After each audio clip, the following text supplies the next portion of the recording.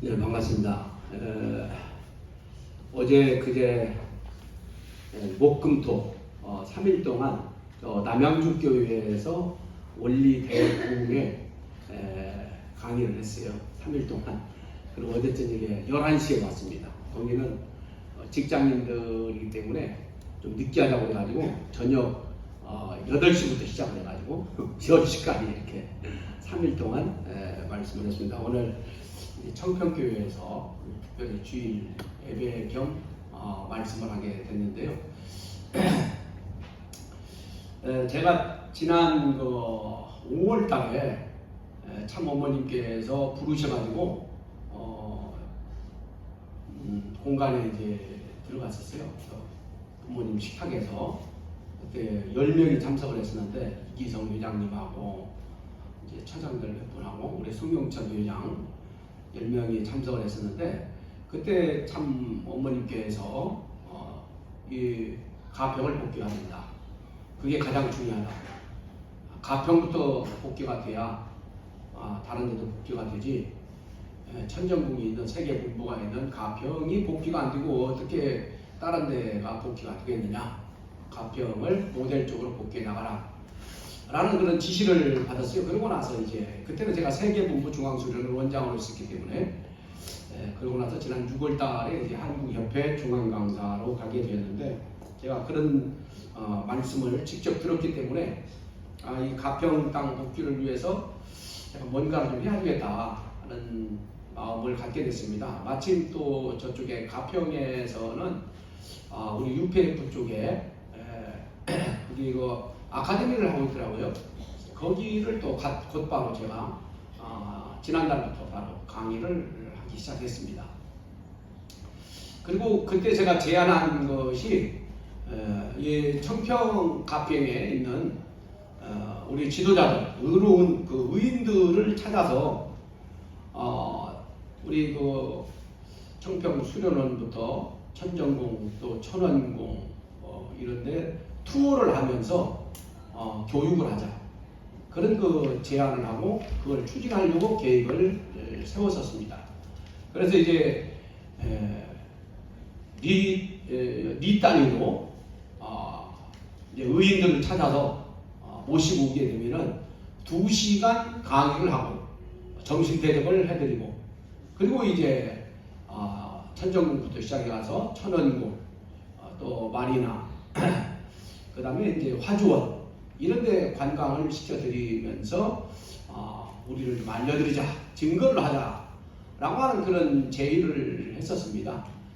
그래서 제가 이제 우리 목사님하고 같이 의논을 해가지고 여기 청평에서부터 그 일을 좀 한번 해보자. 그랬을 적에 놀라운 그 변화가 오지 않겠는가 그런 생각이 들어서 제안을 했었습니다. 어저께 남양주교회에 가서 부흥회를 했는데 남양주교회는 굉장히 크고 아름답습니다.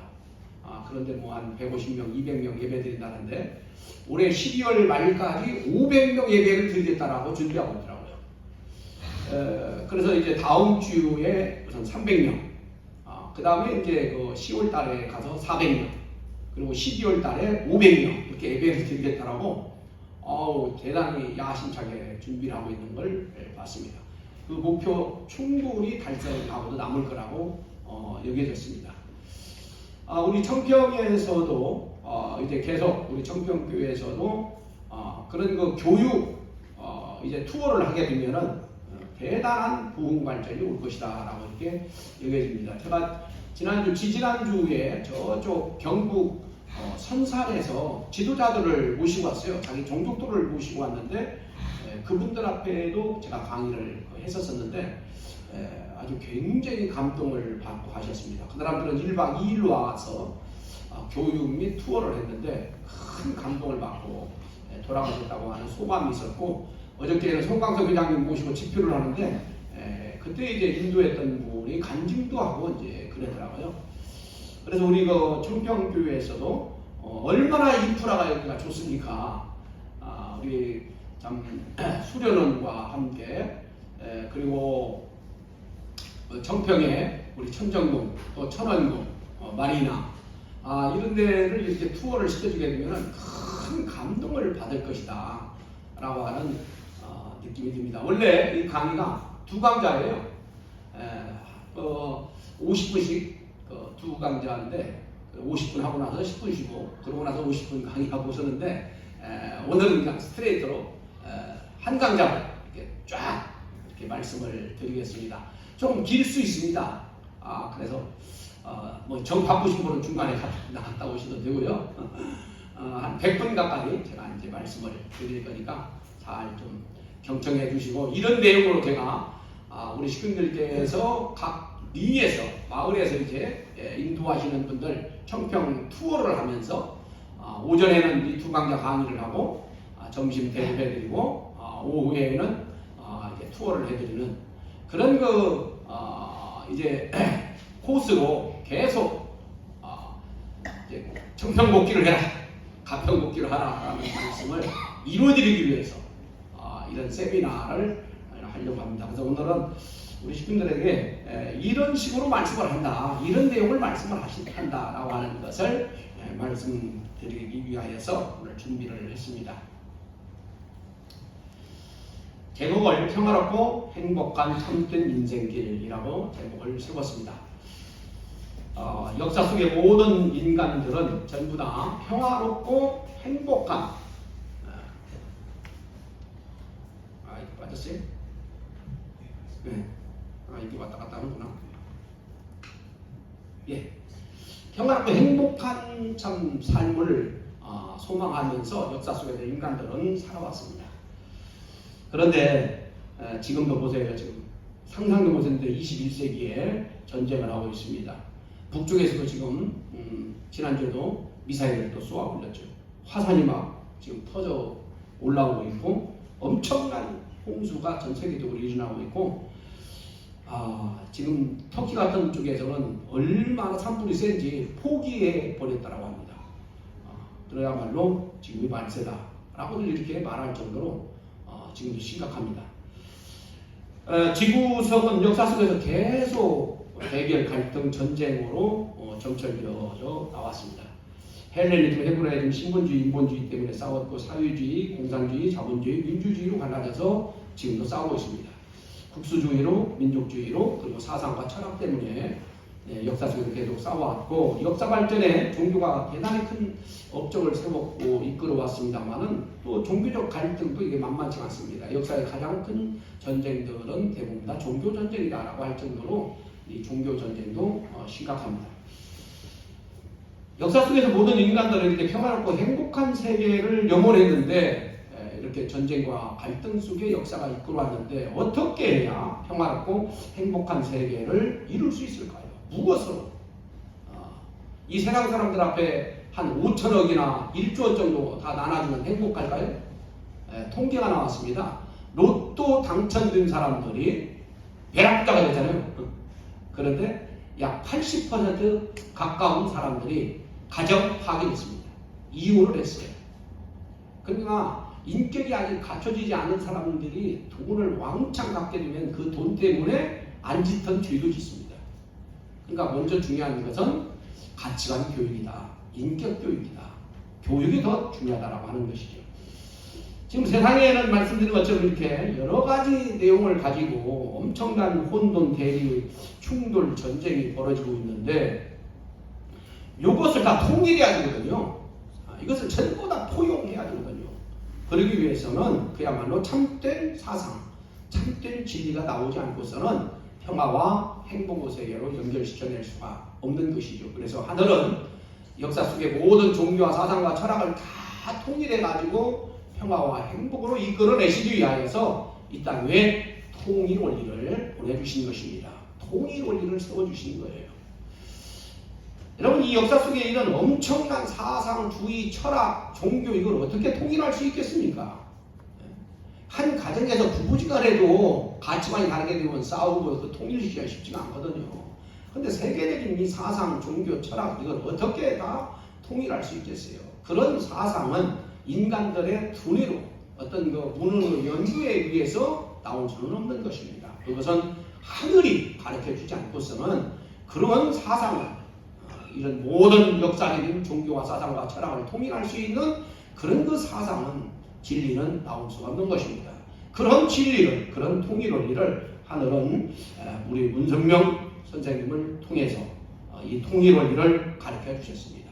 이 통일 원리는 이 원리 강론이라고 하는 이 책 속에 담겨 있는 내용입니다.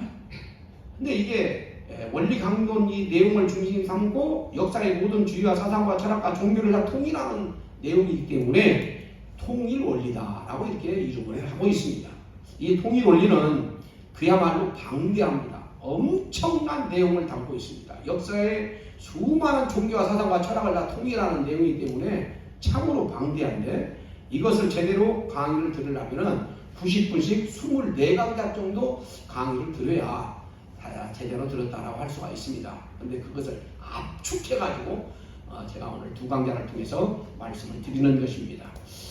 그래서 하늘 부모님께서 우리 문선명 총재님께 1935년 4월 17일 부활절날 정말 간절히 기도를 할 적에 하늘이 천명을 내려주시고 인류를 통일하고 평화와 통일을 이룰 수 있는 참된 진리를, 하늘의 진리를 우리 문선명 총재님에게 가르쳐 주셔가지고 그것이 원리 강론으로 통일 원리로 나와서 우리가 지금 배우고 있는 것입니다. 그런데 그 진리를 이제 하늘로부터 우리 문 총재님이 받으셔가지고 그 진리를 세상에 가르쳐주고 있는데 하늘이 이렇게 세웠기 때문에 수많은 사람들이 계시를 받고 문 총재님을 찾아왔어요.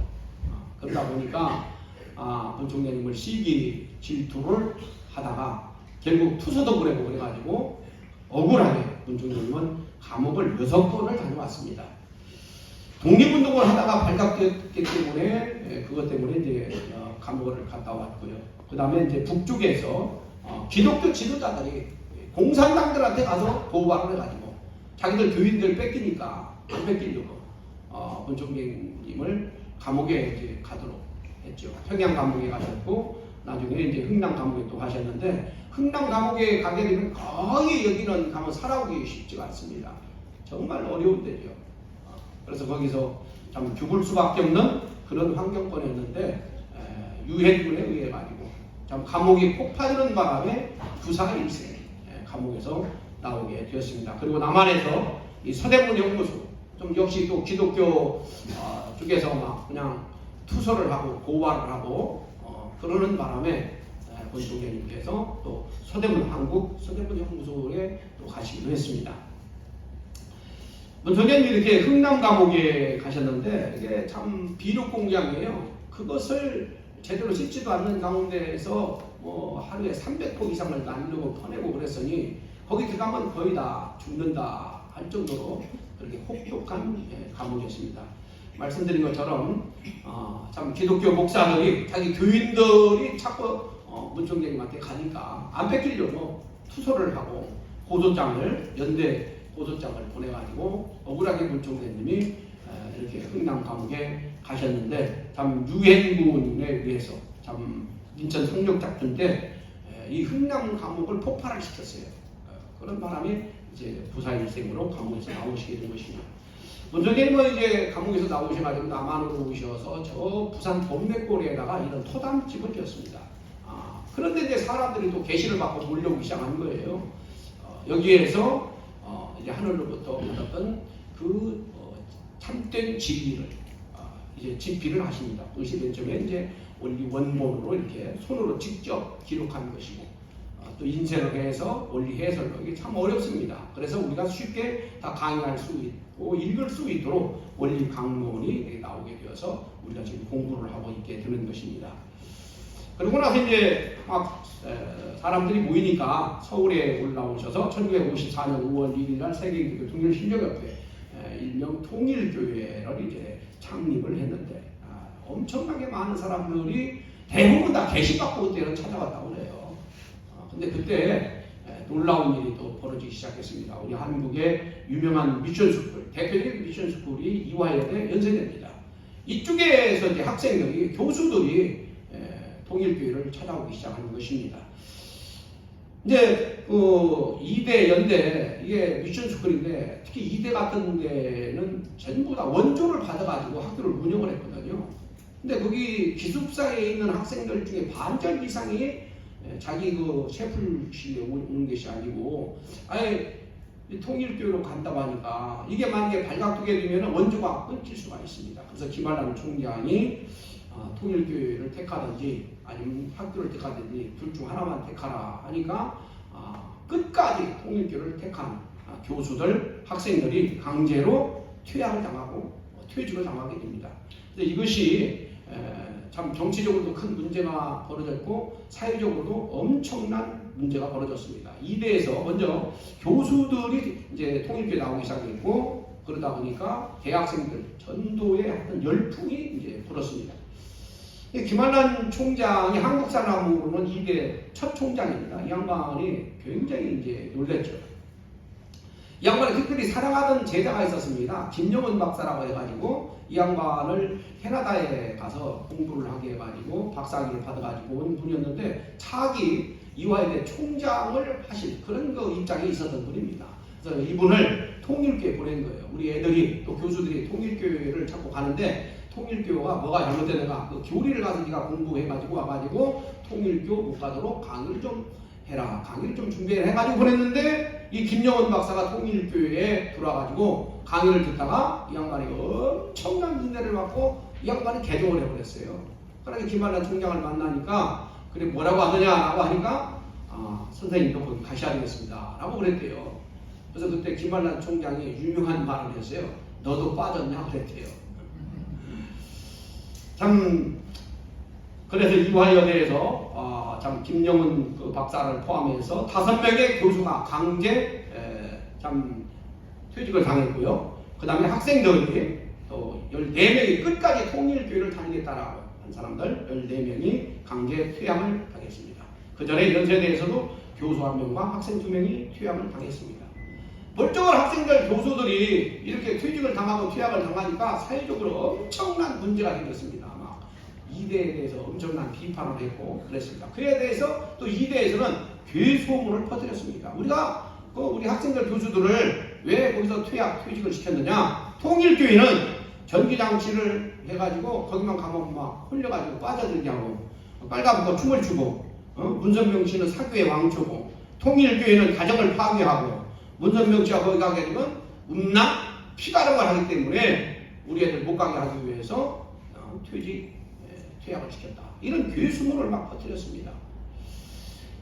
그럼에도 불구하고 통일교회에 대한 학생들의 관심이 끊기질 않고 여론이 막 들끓고 있고 그러니까 김한남 총장이 그때 부총장으로 있었던 박마리아한테 이 통일교 사건 네가 좀 해결해달라고 부탁을 하게 된 것이죠. 박마리아 남편이 바로 이기붕 씨입니다. 이기붕 씨한테 부탁을 하고 이기붕 씨는 또 참으로 안타깝게 5대 장관, 5대 부처 장관을 또 동원해가지고 정치적으로 또 압력을 넣게 되는 것이죠. 그래야 결국 문선명 선생님도 1955년 7월 4일날 감옥으로 이렇게 들어가시게 되는 것입니다. 그 당시에 억울하게 퇴학을 당하고 퇴직을 당했던 우리 교수들입니다. 지금도 살아계시는 분들이 많이 계십니다. 참으로 억울하게 퇴학을 당하고 퇴직을 당했던 우리 통일가의 참 최고 선배님들이다 라고 볼 수가 있는 것이죠. 이분들에게 유류의 박수 한번 보내주시죠.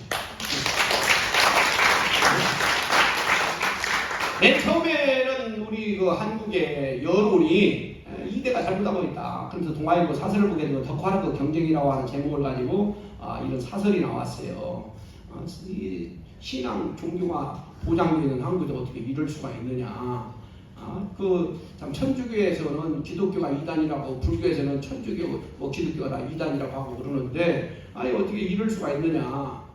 종교 간의 경쟁은 덕화려고 경쟁을 해야지, 어떻게 종교가 다르다고 해가지고 퇴학을 시킵니다. 있을 수 없다. 이런 식으로 이제 보도가 됐었어요. 대부분 다. 그런데, 그 이화여대에서 참, 이런 사건이 벌어지고 난 후에 또 문 총장님이 감옥에 들어가고 난 후부터는 분위기가 완전히 바뀌어버렸습니다. 이 언론들의 분위기가 바뀌어져 버렸어요. 사실 이화여대에는 개신교 학생들이 70%, 천교가 5.1%, 불교가 2.6%, 유교가 2%, 무교가 29%예요. 이 종교가 다르다고 해가지고 퇴학시켰다. 이것은 전부 다 망부단이거든요. 그래서 맨 처음에는 이대가 잘못했다라고 여론이 이렇게 돌았었는데 정부 쪽에서 또 기독교 지도자들이 그게 아니다라는 식으로 하면서 문총장님을 감옥에다가 집어넣으니까 여론이 완전히 바뀌어버렸어요. 신문 보도가 바뀌어버렸습니다. 통일교 비판으로 완전히 바뀌어져 버리고 이대를 옹호하는 기사로 완전히 바뀌어 버렸습니다. 문 총장님께서 감옥에 이렇게 가시게 된 것은 이기붕 씨의 영향이 있었고 또 배후에는 이승만 대통령이 또 허락을 했습니다. 김한란, 박마리아 그리고 프란치스가 미국 사람이잖아요. 이 사람들의 유신 때문에 5대 장관 동원을 승인을 해줬습니다. 그래가지고 정치적으로 압력을 넣어가지고 문 총장님을 감옥에 데리고 간 것이죠. 그래가지고 문 총장님이 감옥으로 가셔서 서대모로 형무소에 입감을 하셨는데 감옥에 가뒀으니까 이제 죄목이 나와야 될 거 아니에요. 죄목이 팩트가 있어야 되니까 취조를 했는데 아무리 조사를 해도 병역법 위반밖에 없어요. 죄는. 근데 문 총장님은 이미 북쪽에서 감옥에 3년 이상 있었기 때문에 이 병역법 위반은 아니에요. 불법 감금도 없었고 간통행위도 없다라고 하는 결론이 나오는 것입니다. 그럼 감옥에서 내줘야 될 거 아니에요. 그런데 정치적으로 또 사회적으로 여론이 있으니까 내보내지 못하고 있었던 것이죠.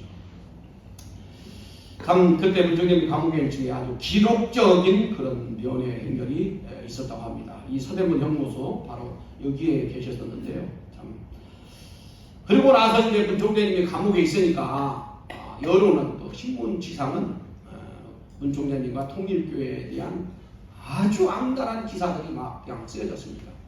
1955년도 문 총장님이 감옥에 계실 적에 참 능욕을 당하는 부녀자들이 많았다라는 기사가 나왔고 통일교는 정말 사교더라. 불법 강금을 했고 이런 기사들로 막 그냥 도배를 했던 거예요. 그 당시에. 그래서 그 당시에 이게 석 달 정도 이 신문이 계속 나왔으니까 통일교회는 금품 갈취하는데 음란 사교 집단 능욕을 당하는 것 이런 식으로 그냥 한국 전역에다 소문이 다 나버렸던 거예요. 그래놓고 그 이후에 3개월이 지나면 문선명 선생님은 무죄 석방되었습니다. 이 3개월 동안 막 악랄한 그런 기사를 배포를 해놓고 3개월 후에 문 총장님은 무죄 석방됐어요. 그러면 무죄 석방된 것도 대서 특필을 해야 될 거 아니에요. 근데 무죄 석방된 것을 보도한 신문은 동아일보 딱 하나입니다. 근데 얼마나 났으면 이렇게 났어요. 이거 누가 받겠어요? 문교주만 무죄 이렇게. 이거 누가 받겠습니까 이것을? 그래서 이걸 확대해 보니까 문교주만 무죄로 나왔다. 누가 읽었겠어요 이것을? 일반인은 그래서 하나도 못 본 거예요. 그러므로 말미암아서 서대문 형무소 이 사건 이런 엄청난 이 언론 때문에 통일교회가 치명상을 입은 것입니다. 그래서 아직도 통일교회를 우리나라에서는 뭐 이단이니 사교니 무슨 금품관시니 무슨 전부 다 이제 거짓말이에요. 이거에 대해서 해명한 신문은 사과한 신문은 단 하나도 없습니다. 그래서 통일교회는 이때부터 그야말로 억울한 누명을 쓰고 지금까지 온 거예요. 아직까지도 기독교에서는 통일교회가 이런 사교다, 음란 집단이다라고 말하고 있는 교회가 지금도 있어요. 이걸 우리가 확실하게 증언을 해야 됩니다. 잘못된 내용이 있다고 하는 것을 이걸 분명하게 가르쳐야 됩니다. 감옥에서 나오신 후에 이제 청파동에 이제 이 집을 사가지고 여기서 이제 본부로 사용하면서 교회를 부흥 발전시켜 나오게 됐는데 참 이 통일 원리가 엄청난 내용이라고 말씀드렸지 않습니까? 이게 세상에 퍼뜨려지게 되면은 가장 정말 그 문제되는 가장 걱정하는 존재가 누구겠어요? 사탄이죠, 사탄. 사탄이 6,000년 동안 장악하고 있던 이 세상을 다 뺏기게 생겼거든. 그래서 이 사탄이 이 통일교회 부흥 발전하는 것을 엄청나게 공작을 하고 방해를 했는 나를 구속하는 게 뭐예요? 하나님이죠. 참된 진리입니다. 그래서 통일교회를 그렇게 활용하고 괴롭혔던 것이 바로 사실은 배후에서 사탄이에요. 그래서 통일교 반대하는 사람들은 이 세상을 평화와 통일세계로 이루기 위하여 문선명 한학자 촌장님을 세우시고 이 통일을 이룰 이 세상에 보내주셨는데, 반대하는 사람들은 사탄의 사수를 받은 사람들이다 라고 봐야 되는 것이죠. 사실 역사 속에서도 하나님께서는 이 세상을 구하시기 위하여 많은 그 성인, 성현들을 보내주셨습니다. 그분들께서 참으로 귀한 진리 말씀을 주셨고, 또 후대에 그 제자들이 그 주신 말씀을 중심 삼고 종교를 세웠습니다. 역사의 성인, 성현들이 가르쳐 주신 말씀들은 전부 다 평화롭고 행복하게 사는 길을, 그런 방법을 가르쳐 주신 것이죠. 그런데 많은 사람들이 그 귀한 가르침을 받고 그 실천을 해야 하는데, 신앙생활을 하면서도 작심삼일이에요. 인심은 조석배지라고 하잖아요. 신앙 좋은 권사님도 오늘은 선한 일, 착한 일 해야지, 절대 화내지 말고 좋은 말만 해야지, 그리고 아침에 출발했는데 이게 그냥 조석배지란 말이에요. 인간은 조석배인데 절대 변하지 않는 게 있습니다. 이게 부모의 마음이에요. 부모 사랑입니다.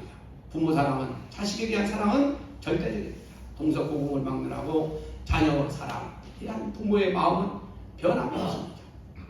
그래서 모든 부모는 모름지기 자녀들이 다 잘 되기를 바라가지고 자녀들에게 아주 어렸을 때부터 가르치는 게 있어요. 인사입니다. 인사. 안녕하세요. 감사합니다. 우리 옆 사람께 인사 한번 해볼까요? 안녕하세요. 감사합니다. 안녕하세요. 감사합니다. 이런 인사를 하게 되면 자동적으로 목을 숙여야 돼. 이렇게 겸손한 사람들이라는 거죠. 그리고 상대를 존중히 여기고 존경하라라는 거예요. 모든 사람을 귀하게 여기면서 살아라 라고 하는 가르침을 이렇게 어릴 때부터 줬거든요. 근데 인사말이 우리나라만 있는 게 아니에요. 전 세계 어디를 가나 인사말이 다 있어요. 저 유럽 위주에서는 굿모닝이라고 하죠. 굿이브닝, 굿나잇 이렇게 하고. 그런데 날마다 전쟁을 하는 사람들이 있어요. 이게 중동 사람들, 중동 사람들. 이 중동 사람들은 인사말이 샬롬입니다. 우리 따라서 해볼까요? 샬롬. 이게 평화를 삽시다. 우리 평화를 이루시다. 그런 뜻이에요. 그러면서도 샬롬 샬롬 하면서 평화하면서도 날마다 싸우고 있어요. 그런데 인사말 중에 참 귀한 말이 있습니다. 귀한 인사말이 있어요. 이 나마스테. 저 인도 그쪽에서 주로 하는 인사인데요. 네팔 이런 데 가면 손을 딱 모으고 인사합니다. 우리 한번 해볼까요? 손을 모으시고 나마스테. 얼마나 귀한 인사말인지 몰라요. 내 속에 계시는 하나님, 당신 속에 있는 하나님에게 절을 합니다. 당신은 하나님이십니다. 얼마나 귀한 인사말입니까? 예수님이 그랬잖아요. 하나님 어디 있어라고 물어보니까 네 마음속에 하나님 계십니다. 우리 마음속에, 우리 심장 깊은 곳에 하나님 계시는 것입니다. 모든 사람들 속에. 사람이 사실 하나님이잖아요. 여러분 아들이 더 좋습니까? 하나님 더 좋습니까? 당연히 아들이 더 좋죠. 천하를 다 준다고 해도 내 아들하고 바꿀 수 있습니까? 모든 사람들은 그런 부모가 다 있고 그 부모 앞에 그들이 다 자녀 아니에요. 그래서 우리는 천하를 주고도 바꿀 수 없는 하나님 같은 존재들이에요. 남았을 때 참 맞는 인사말이다 라고 느껴지게 되는 것입니다. 우리 부모님이 왜 좋을까요? 돈이 많아서 좋아요? 미남미녀라서 좋습니까? 무식해도, 돈이 없어도, 가난해도 부모가 좋습니다. 왜? 변치 않는 사랑을 가지고 계십니다. 우리 인간은 누구나 다 변치 않는, 불변하는 것을 좋아합니다. 우리 부모님은 변치 않고 언제나 어느 때나 나를 위하여 기도해주고 정성 들여주시고 사랑을 투입하고 계시기 때문에. 그런데 우리가 알아야 될 게 있습니다. 여러분 이 세상에 태어나고 싶어서 태어난 사람 있습니까? 난 남자로 태어나 싶어서 남자로 태어나. 나는 여자로 태어나고 싶어서 여자로 태어나고. 엄마 아빠가 또 이번에는 아들 낳자 해가지고 아들 낳고, 딸 낳자 해가지고 딸 낳고. 그렇지 않잖아요. 우리 인간은 하늘이 정지해줘서 숙명적으로 이 세상에 태어난 겁니다. 내가 태어나고 싶어서 태어난 것도 아니고 부모님이 나를 낳고 싶어서 낳은 것도 아니고 숙명적으로 그야말로 하늘이 정지해 주셔서 우리가 이 땅에 태어난 것입니다. 그래서 나의 육신을 낳으신 분, 우리 부모님, 그 이전에 우리 인간의 근본적 부모님이 계십니다. 인간의 근본 부모가 계십니다. 나를 정지하여 이 땅에 보내신 그 부모, 그 그 부모를 우리는 하나님이다라고 합니다. 어릴 적에 자식을 부모를 떠나게 되면 고생하잖아요. 우리 인간의 근본 부모 되시는 하나님을 떠났기 때문에 인간들이 고통이 오게 되는 것입니다. 잠언서 9장 10절을 보게 되면 여호와를 경외하는 것이 지혜의 근본이요 거룩하신 자를 아는 것이 영적입니다. 아무리 많은 지식을 가지고 있어도 하나님을 모르면 무식쟁이라는 거예요. 모든 것의 출발점은 그래서 하나님을 아는 것으로부터. 과연 그러면 하나님은 계실까요? 많은 사람들이 하나님 안 믿죠. 하나님을 알 수 있는 간단한 방법이 있습니다. 우리 얼굴을 보면 알 수 있어요. 얼굴. 한여름에 만약에 이 머리가 없으면 어떻게 했어요? 머리카락이. 이거 일사병으로 바로 이게 쓰러져요. 그래서 한여름 일사병을 방지시켜주기 위해서 머리를 낫게 하셨습니다. 또 비가 오게 되면 빗물이 눈으로 바로 들어가면 어떻게 돼요? 바로 눈병 걸려요. 큰일 나요. 그래서 빗물이 바로 못 들어가게 눈썹을 만들어 주셨고 속눈썹도 만들어 주셨습니다. 앞으로 일사광선 또 비 이런 것을 다 방지하기 위하여서 하나님이 미리 아시고 앞으로 세계를 미리 아시고 거기에 적응하며 살 수 있게 그럼 아시고 구상하시고 설계해서 우리 인간을 창조하신 거예요. 만약에 이 코가 거꾸로 뒤집어져 있으면 어떻게 되겠어요? 비만 오면 콧구멍으로 다 물이 들어가가지고 큰일 나겠죠? 만약에 입이 저 이마 위에 있으면 달려있으면 어떻게 되겠어요? 먹으면서 그냥 다 떨어져가지고 줄줄줄 흘러가지고 어떻게 되겠어요? 하나님께서 다 아시고 참으로 아름다우면서도 적절하게 배치시켜서 우리 인간을 창조하신 것입니다. 여러분 우리 눈만 보더라도 그래요. 우리 눈이 만약에 깜짝거리지 않으면 어떻게 돼요? 깜빡거리지 않으면 큰일 나죠. 눈병이 와가지고. 눈이 1분에 나도 모르게 15번 정도 깜빡거립니다. 그리고 우리 눈에서는 눈물이 계속 나옵니다. 만약에 눈물이 안 나오게 되면 바로 눈병이 걸립니다. 이 눈물의 이 내용은 98.5%가 그저 맑은 물입니다. 정수 중에 정수입니다. 그 중에 1.5%가 아주 특별한 게 담겨 있어요. 기소자인이라고 하는 살균제가 들어있고요. 카타리코나민이라는 안정제가 또 들어있습니다. 우리 눈물 속에 앞으로 살다 보게 되면은 눈 속에 우리 가장 연약한 것이 도출된 부분 중에 눈이잖아요. 눈 속에 세균 같은 게 들어가면 어떻게 돼요? 그러면 다 살균시켜보려고 살균제를 넣어줘서 눈물을 만들어 주셨고, 그리고 여러분 슬픈 일이 있게 되면은 막 울어야 됩니다. 실컷 울고 나게 되면은 마음이 후련해지잖아요. 눈물 속에서 안정이 집어넣어줬어요. 하나님께서 다 아시고 이렇게 미래를 다 내다보면서 거기에 맞추어 살도록 우리 인간을 하나님께서 창조를 하셨다. 그래서 인간 창조 이 모습을 이렇게 보면은 하나님이 아니면 저절로 이렇게 생길 수가 없는 거예요. 하나님이 아니면 이렇게 창조할 수가 없다는 것을 알 수 있다고 하는 것입니다. 그리고 하나님을 알 수 있는 간단한 방법이 있습니다. 우리 모두가 다 가지고 있는 동서고금을 막론하고 어떤 누구나 다 가지고 있었던 이 양심. 이 양심은 가만히 있지 않습니다. 움직입니다. 가책을 줍니다. 나쁜 짓을 하게 되면 그냥 꿈틀거려요. 가책이 가슴이 두근거리게 하고. 그런데요, 이 양심은 사람마다 힘이 달라요. 양심이 좀 힘이 약한 사람은 웬만한 거짓말을 할 적에 이건 뭐 눈도 깜빡거리지 않아요. 어지간한 거짓말을 보면서 전혀 마음에 동요가 없어요. 근데 마음이 맑은 사람은 아주 작은 거짓말만 해도 그냥 막 가슴이 두근거리죠. 양심에 힘이 약한 사람은요, 도둑질을 하면서도 가슴이 떨리잖아요. 근데 양심에 힘이 강한 사람은 도둑질을 못해요. 가슴이 떨려가지고. 그래서 전 세계 사람들의 양심 지수를 한번 체크를 해봤습니다. 일거리에다가 지갑 속에 돈을 잔뜩 집어넣고 던져놓고 가봤어요. 어떻게 하겠습니까? 아니, 지나가는데 지갑이 있어. 여러 가지 돈이 잔뜩 들어있어. 어떻게 하겠어요? 저쪽에 덴마크 노르웨이 사람들은 100% 그걸 가지고 파출소로 갔답니다.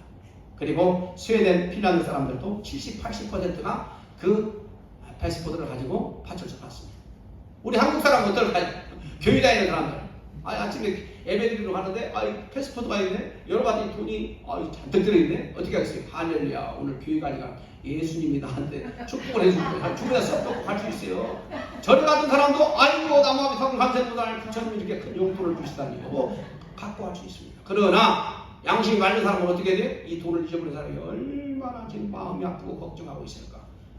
빨리 주인을 찾아줘야지 해가지고 그 돈을 가지고 파출소로 합니다. 우리나라도 양심지수가 굉장히 높아졌대요. 한 60% 정도가 파출소로 가더랍니다. 우리 식구님들이 뭐 당연히 파출소로 가겠죠. 여러분, 이 양심은 계속 꿈틀거리고 작용하고 있는데, 나쁜 짓을 못하게 하고 있는데, 양심의 주인이 누굴까요? 제가 가서 물어보게 되면은 다 내 거예요 그래요. 내 속에서 꿈틀거리냐? 절대 내 것이 아닙니다. 모든 사람들이 이 양심이 꿈틀거리고 있는데, 양심이 만약에 자기 것 같으면은 가슴이 두근거릴 적에, 나쁜 짓 할 적에 가책이 오게 되면 진정시켜버릴 수 있어야 돼요. 근데 진정이 안 돼요. 양심은 내 마음대로 어찌할 수가 없습니다. 내 마음대로는 양심을 진정이 안 돼요. 내 양심을 통해서 선하게 살아나고, 모든 인간들 속에 양심을 집어넣어 주시고 양심을 통해서 역사하고 계시는 하나님 계시는 것입니다. 그래서 양심의 주인은 하나님이시다. 그 하나님과 우리 양심이 수수작용을 하고 있기 때문에 모든 인간들이 다 선해질 수 있다고 하는 거예요. 인간에게 만약에 양심이 없다고 한다면 선한 세상은 절대 올 수가 없어요. 근데 이 양심은 교육을 받아야 합니다. 교육을 받아야 참된 선을 향하여 양심이 꿈틀거려요. 우리 한국 사람 양심과 북한 사람 양심이 똑같을까요? 저 푸틴의 양심과 우리들의 양심이 똑같을까요? 완전히 다르죠. 교육을 받아야 해요. 참된 교육을. 그래야 양심이 참된 선을 향하여 꿈틀거려야 된다고 하는 것이죠. 이런 양심 작용을 넣고 하나님이 분명히 살아계심을 여러분들이 기억하면서 우리 따라서 해볼까요? 양심대로 살자. 하나님을 알고 정말로 양심대로 살아야 합니다. 하나님은 보이지 않습니다. 그래서 하나님은 부영의 하나님이라고 합니다. 어떤 사람은 보이지 않는 하나님을 어떻게 믿어? 이렇게 말하는데, 여러분, 보이지 않지만 존재하는 것들이 얼마나 많아요. 우리 눈이 아무리 좋아도 X선, 자연선, 저기선 파장은 보이지 않습니다. 귀가 아무리 밝아도 초음파, 음파는 안 들려요. 공기도 안 보이고 전기도 안 보이고 이 안에 지금 전파가 엄청나게 흐르고 있잖아요. 그런데 안 보이잖아요. 에너지도 안 보이고 기도 안 보이고 우리 마음도 안 보이고 말씀드린 것처럼 양심 본심도 안 보입니다. 그러니까 보이는 것들, 이건 별로 중요한 게 아니에요. 정말 중요한 것은 안 보인다는 사실입니다. 우리가 음식물은 한 일주일, 저도 일주일 금식을 한 20번 했어요. 우리 희대영 목사님은 40일 금식을 2번씩이나 했어요. 40일 금식에도 안 죽어요. 그런데 5분만 안 먹었다가는 죽는 게 있어요. 뭐예요 그게? 공기잖아요. 공기는 5분만 안 먹어도 죽어. 태양으로부터 열린 에너지 보이지 않아요. 1초만 안 하고도 모든 생명체는 다 죽어버립니다. 그래서 사실 보이는 것보다 보이지 않는 것이 더더욱 중요하다고 하는 사실입니다. 그러면 보이지 않는 하나님을 우리가 어떻게 알 수 있을까요? 결과를 통하여 원인을 알 수 있는 것입니다. 작품을 보게 되면 작가의 성품 등등 인격을 알 수가 있는 것이죠. 작가는 없어. 그러나 그 작가가 남겨놓은 작품을 보게 되면, 작품을 연구해 보면 그 작가의 성품, 인격, 능력까지 다 알 수가 있고 가치관까지 알 수 있습니다. 고로 하나님이 이 피조세계를 창조했다고 한다면 하나님은 작가고 피조세계는 하나님의 작품이 됩니다. 고로 작품을 보면 작가를 안다 했으니 이 피조세계를 관찰해 보면 하나님에 대해서 알 수 있다고 하는 것입니다. 그래서 하나님을 알기 위하여서 이 피조세계를 창조하신 작가 되시는 하나님을 알기 위하여 피조세계를 관찰해 봤더니 피조세계는 이미 과학자들이 딱 분류해 놨습니다. 인간계, 동물계, 식물계, 광물계 이렇게 딱 분류를 해놨습니다. 그래서 옛날에 참 고대로부터 이 세계가 도대체 어디서 왔을까 연구를 해봤더니 물로부터 왔다, 불로부터 왔다, 공기로부터 왔다, 흙으로 왔다 이런 식으로 다 주장을 하다가 근세에 와서 이 모든 존재들은 분자로 이루어진 것을 알게 됐습니다. 분자를 연결해봤더니 분자는 원자로 된 거예요. 또 원자를 연결해봤더니 원자는 소립자로 이루어졌다고 하는 것을 알게 된 것입니다. 그런데요, 이 소립자를 다시 또 연구해봤더니 소립자는 입자성과 파동성을 띤 에너지로 없어져 버렸습니다. 여러분, 에너지는 보이지 않잖아요. 근데 이 천지만물이 전부 다 에너지로 고통받다는 거예요. 오늘날 과학자들이 양자역학에서 연구해봤더니 쿼크라고 하는 것이 발견됐어요. 아주 적은 입자입니다. 초입자. 전자현미경으로도 볼통말통한 초입자각이 발견했습니다. 그리고 신의 입자라고 하는 히그스 입자까지도 발견했습니다. 근데 그 히그스 입자가 어디서 왔는가? 그걸 지금 과학자들이 찾고 있습니다. 그래서 머지않아서 이 과학자들이, 이 신학자들에 의해서가 아니고 과학자들에 의하여 신이 증명될 날이 곧 오게 된다라고 하는 것입니다. 여러분, 보이지 않는 이 에너지가 어떻게 해서 이 천태만상의 우주를 만들 수 있을까요? 이렇게 천태만상의 우주를 만드신 에너지, 이 에너지를 갖고 계시는 제1원인, 의지와 목적을 가지고 계시는 제1원인 하나님이셔야 되는 것입니다. 이게 물질 에너지에서도 뽑은 하나님의 실존 증명입니다. 그 다음에 우리 인간, 동물, 식물, 광물 전부 다 플러스 마이너스로 되어 있어요. 남자도, 인간도 남자, 여자, 동물도 순놈, 안놈, 식물도 수소람수, 그 다음에 광물, 세력도 전부 다 플러스 마이너스로 되어 있습니다. 우리가 학교에서 배워서 다 아는 내용이죠. 그 다음에 우리 인간 또 마음과 몸을 가지고 있습니다. 동물도 내적인 동물의 마음이 있어요. 어저께도 신문 났잖아요. 자기 주인이 말이죠. 길거리에서 쓰러졌는데 개가 옆에서 떠나지 않고 뭐 사흘, 나흘을 지키고 있었다고 하잖아요. 그래가지고 차제를 켜잖아. 안 되니까 저기 전라북도 임실에 가게 되면요. 개동상을 생각해서 개동상. 효견, 충견이 있다는 거예요. 야, 그 개가 주인을 살렸어요. 개가 없었으면 주인은 불타서 죽어버려요. 그래가지고 거기다 개동상을 해놨어. 근데 개가 사람보다 낫다는 거 아니에요. 근데 사람들이 참 못돼 먹었지. 그 개동상 뒷골목이 보신당 국물이야. 이런 거약한 지고. 식물이 전부 다 내적인 식물의 마음이 있고 식물의 체가 있죠. 외적인 분자, 원자, 소립자도 수소 2개가 있으면요 산소를 막 찾아다녀요. 산소를 뭐 하려고? 문을 만들고 싶어서. 그래서 이 분자, 원자, 소립자 세계도 내적인 그런 그 내명성이라고 하는 게 있고 유의적인 그런 분자, 원자, 소립자, 유의적인 체가 있는 것입니다. 우리가 이건 다 아는 건데요. 가만히 보십시오. 이 천지만물이 전부 다 음양으로 되어 있고 내 위로 되어 있어요. 여러분 이게 저절로 이렇게 될 수 있습니까?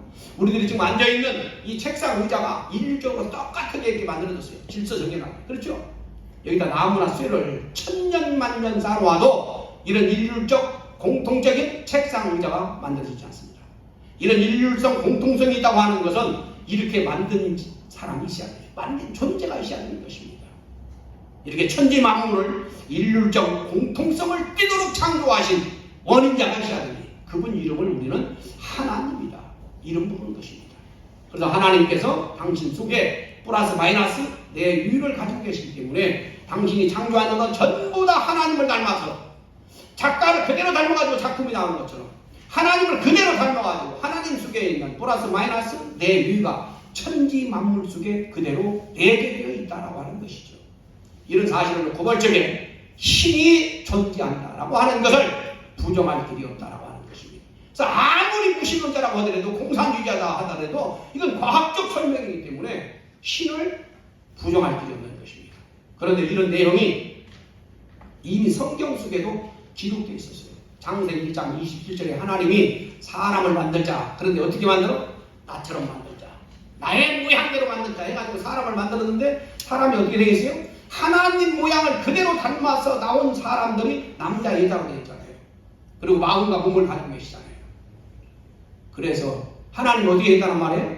하나님 당신이 남자 하나님, 여자 하나님, 마음과 몸을 가지신 하나님으로 계신다라고 하는 것을 창세기 1장 27절에 이미 말씀하고 계십니다.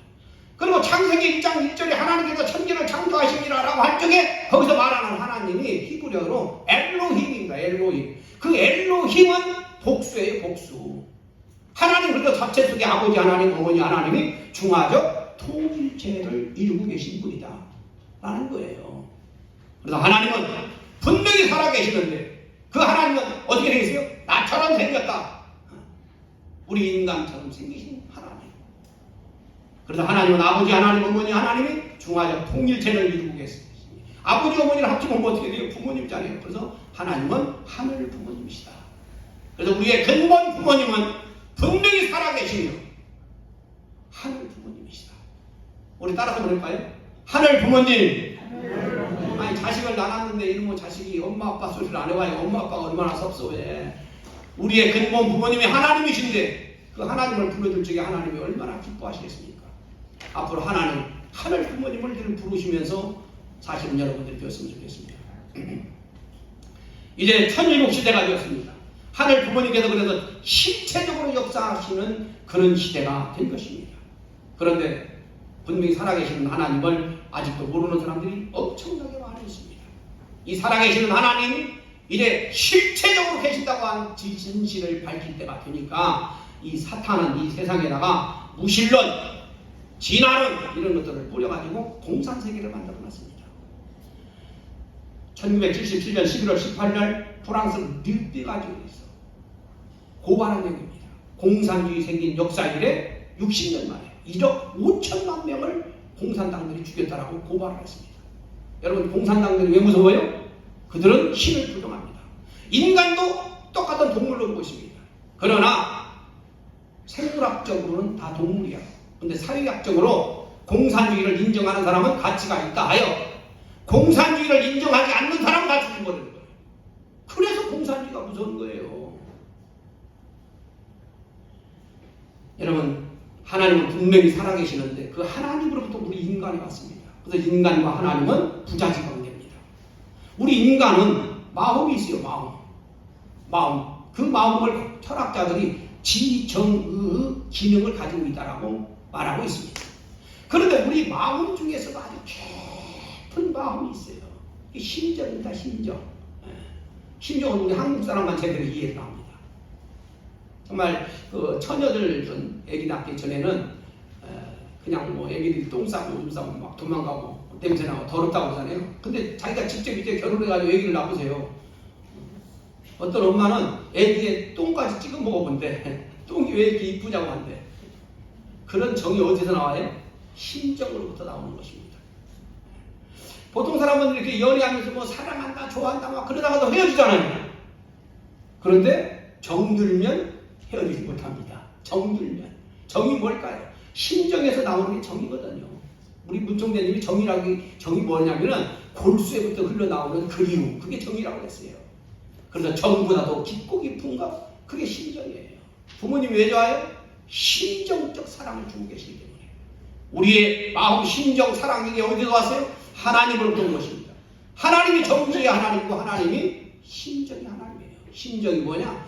대상을 사랑하여 기쁘게 해주면서 나도 더불어 기쁘고자 하는 정적 충동심.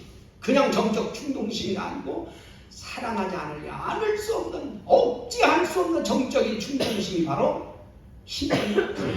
그래서 부모 심정은 자식들이 죽음의 자리 갈지 대신 갈 수 있다면 100번, 1000번 망설이지 않고 가버리잖아요. 이게 심정에서 우러나오는 사랑인 것입니다. 그래서 하나님은 심정이 하나님이시다라는 것입니다. 그런데요, 이 심정이 상처를 받고 배신을 당하게 되면 한이 생깁니다. 한. 기독교에서는 하나님의 영광이 하나님, 기쁨이 하나님이라고 그러는데 어떻게 하나님의 기쁨이 하나님, 영광이 하나님이겠어요? 우리 인간들이 하나님을 부정하고 있는데, 하나님의 자녀들끼리 쌈박질하고 있는데 어떻게 하나님의 기쁨이 하나님이겠습니까? 그래서 하나님은 기쁨이 하나님이 아니고 한이 하나님, 서로 하나님 통곡하고 계시는 슬픈 불쌍한 하나님이라는 것입니다. 여러분 모든 종교에서 간절히 기도하잖아요. 기도를 하게 되면 그 심령이 막 올라가요. 그래가지고 하나님에게 가까워져요. 그래가지고 기도를 간절히 하다 보면은 하나님 심정이 느껴지면서 기뻐 뜁니까? 통곡이 벌어집니다. 통곡이. 하나님께 가까워지면 가까워질수록 그 하나님의 심정이 느껴지면서 통곡이 벌어진다니까요. 그래서 하나님은 자녀들을 잊어버리고 또 자녀들끼리 하나님을 모르고 막 죽이고 살리고 이런 싸우고 있는 것을 바라보면서 서로 통곡하고 계시는 불쌍한 하나님이시다. 하나님을 믿지 않는 나를 향하여서도 하나님을 통곡하고 있을지 모른다고 하는 것입니다. 하나님은 소원이 있습니다. 기독교에서는 하나님이 무소무지하신 하나님인데 만민의 하나님인데 무슨 소원이 있겠나 그러겠는데 자식들이 당신을 안 믿어주는데 그래서 하나님은 소원이 있습니다. 인간들이 하나님을 알고 믿어주기를. 그래서 어떤 사람이 천국을 가느냐? 성경에 나왔어요. 요한복음 10장 3절에 하나님을 아는 사람이 영생하고 천국 간다고 했어요. 부모님도 모르는 사람이 어떻게 마음이 편할 수 있겠습니까? 우리의 근본 부모님이신 하나님을 알아야 하나님을 모시고 살아야 영생하고 천국 간다고 하는 것입니다. 이제 우리는 하나님을 알았더니 그 하나님을 믿고 모시고 생활함으로 말미암아 여기에서부터 평화와 행복이 시작된다는 것을 기억하면서 이제부터는 하늘 부모님을 믿고 모시고 생활하는 오신 모든 식구들 되기를 축원드리겠습니다. 여러분 가정에서 하나님을 모시고 살아보세요. 찬송가도 나왔잖아요. 빈들에도 주목해. 하나님 모시고 살게 되면 천국 돼요. 그런데 하나님이 떠나버리게 되면 태산같이 돈이 쌓여있어 날마다 싸워. 이혼도 하고 살인도 벌어져. 우리나라가 선진국 될수록 부자일수록 범죄가 더 많아졌다는 사실 아십니까? 하나님을 모르니까. 그래서 이 가정 속에 하늘 부모님을 모시고 하늘 부모님을 모시고 살아야 우리 가정이 행복한 가정이 되는 것입니다. 그래서 행복한 가정 되려면 우리 가정 속에 하나님을 모시고 살아야 된다. 그래서 가정 천국부터 시작하는 것입니다. 그래서 우리 문선명 선생님께서 쓰신 쉬운데요. 가하만사성.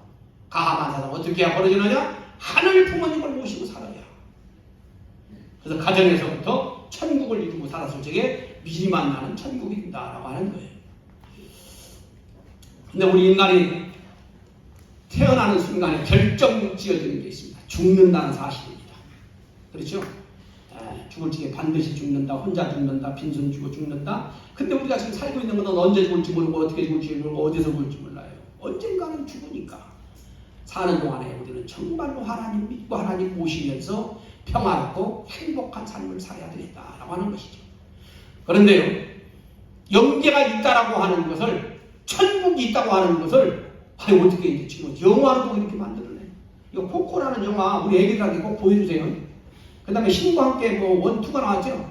이거 참 영계가 있다고 하는 것을 너무나도 자상하게 이렇게 가르쳐주는 영화들이 많습니다. 역사에 많은 성현들도 마찬가지로 극락 갈 준비해라. 지상에서 천국 갈 준비해라. 그렇게 저는 지상에서 인자하게 살아라, 자비롭게 살아라, 사랑하며 살아라, 선을 실천하며 살아라라고 하는 것입니다. 우리가 왜 함부로 살고 죄를 짓느냐? 하나님을 모르기 때문에, 영계를 모르기 때문에 함부로 사는 것이죠. 근데 하나님은 영원하시다고 우리가 알고 있잖아요. 영원히 하나님은. 근데 하나님은 영원한데 하나님의 자녀인 우리 인간들은 지상에 살다 죽으면 그걸로 땡 끝나면 되겠습니까? 모든 모든 부모는 자식들이 부모보다 다 잘나기를 바랍니다. 그리고 하나님은 우리 인간을 창조할 적에 우리 인간들도 하나님처럼 영원하도록 창조하신 것입니다. 그리고 우리 인간이 살아가는 이 환경권도 영원하도록 창조하신 거예요. 그래서 우리 인간은 지상 사는 것으로 끝나는 것이 아니다. 그래서 하나님은 이 천지를 창조하실 적에 우리 인간을 닮아가지고 마음과 같은 세계로 영계를 창조하신 것이었고, 우리 몸과 같은 세계로 이 자연계 육계를 창조해 놓으신 것입니다. 우리가 지상에서 이 몸과 같은 세계, 이 몸은 우리 육계는 우리 몸과 똑같잖아요. 시간 공간에 제약을 받고 순간적이고 한정적이고, 이 자연계에서 살다가 우리가 죽게 되면은 저 영계 가서 천국에 가서 영원히 사는 거예요. 근데 우리가 자연계가 있다고 하는 건 어떻게 합니까? 우리 육신은 오간 때문에, 오간을 보고 느끼고 그러면서 이 참 자연계가 있구나, 내 몸이 있구나, 상대가 있구나 알잖아요. 마찬가지입니다. 우리 속사람 영혼에게도 영적인 오간이 원래 있었어요. 그런데 우리 인간이 타락하고 고장났다고 그러잖아요. 영적 오간이 마비된 것입니다. 그래서 영계도 모르고 내 속사람 영혼도 못 보고 상대의 영혼도 못 보고 그러는 거예요. 성경 속에서도 우리 인간이 영혼이 있고 영계가 있다고 하는 사실을 많은 부분에서 말씀하고 있습니다. 원래 심령과학이라고 하는 것은 옛날 냉전시대 때 소련에서 연구를 했습니다. 영적으로 상대 진영의 그 전술, 전략을 다 알아가지고 와가지고 전쟁을 승리하는 거고, 그래가지고 이 영계의 사진도 찍는 카메라까지도 개발을 했어요. 가족 사진을 찍었는데 배우의 자기 조상들을 딱 찍혀나온 겁니다. 마릴린 먼로가 있는 그 묘지에 가서 사진을 찍었더니 마릴린 먼로가, 죽은 마릴린 먼로가 사진에 찍혀나온 거예요. 그리고 우리나라로 말하면 이 사람이 무당인데 이 무당 배우의 링컨이 쫙 나온 겁니다. 여러분, 영계가 있다고 하는 사실을 우리 속사람 영혼이 있다고 하는 것을 여러분 확실히 알아야 됩니다. 우리 인간은 육신과 영혼이 같이 있어요. 그러다가 이제 우리 영혼이 육신에서 빠져나가요. 이탈이지, 영혼 이탈. 빠져나가요. 그러면은 우리 육신이 짠해져요. 이마를 만졌는데 이마가 그냥 얼음장처럼 차갑다. 그러면 그 영혼이 이미 빠져나가는 것입니다. 그래서 영혼이 완전히 이탈돼가지고 이 영혼은 이제 영계로 들어가고 우리 육신은 흙으로 들어가게 되는 것이죠. 영계가 있다고 하는 것을 성경 속에서 확실하게 알려주는 내용이 많이 있습니다. 그 중에 대표적인 것이 이 변화산상 얘기예요. 예수님께서 이 변화산상에 가서 기도를 하시더니 예수님 이전에 1500년 전 모세를 불렀어요. 800년 전 엘리야가 딱 나타났어요. 그거 이 사람들이 죽었던 사람들이 어디 있다가 온 겁니까? 영적으로 나타나는 것이죠. 그것을 그 밑에 있던 제자들이 보고 기록한 것입니다. 마태복음 17장 3절에. 그래가지고 예수님이 엘리야하고 모세하고 지금 대화하는 장면이에요. 우리 조상들 죽었다고 해서 없어진 게 아니라 전부 다 영계에 가 있는 거예요. 여러분들도 나중에 돌아가시면 다 영계하시는 거예요. 영혼은.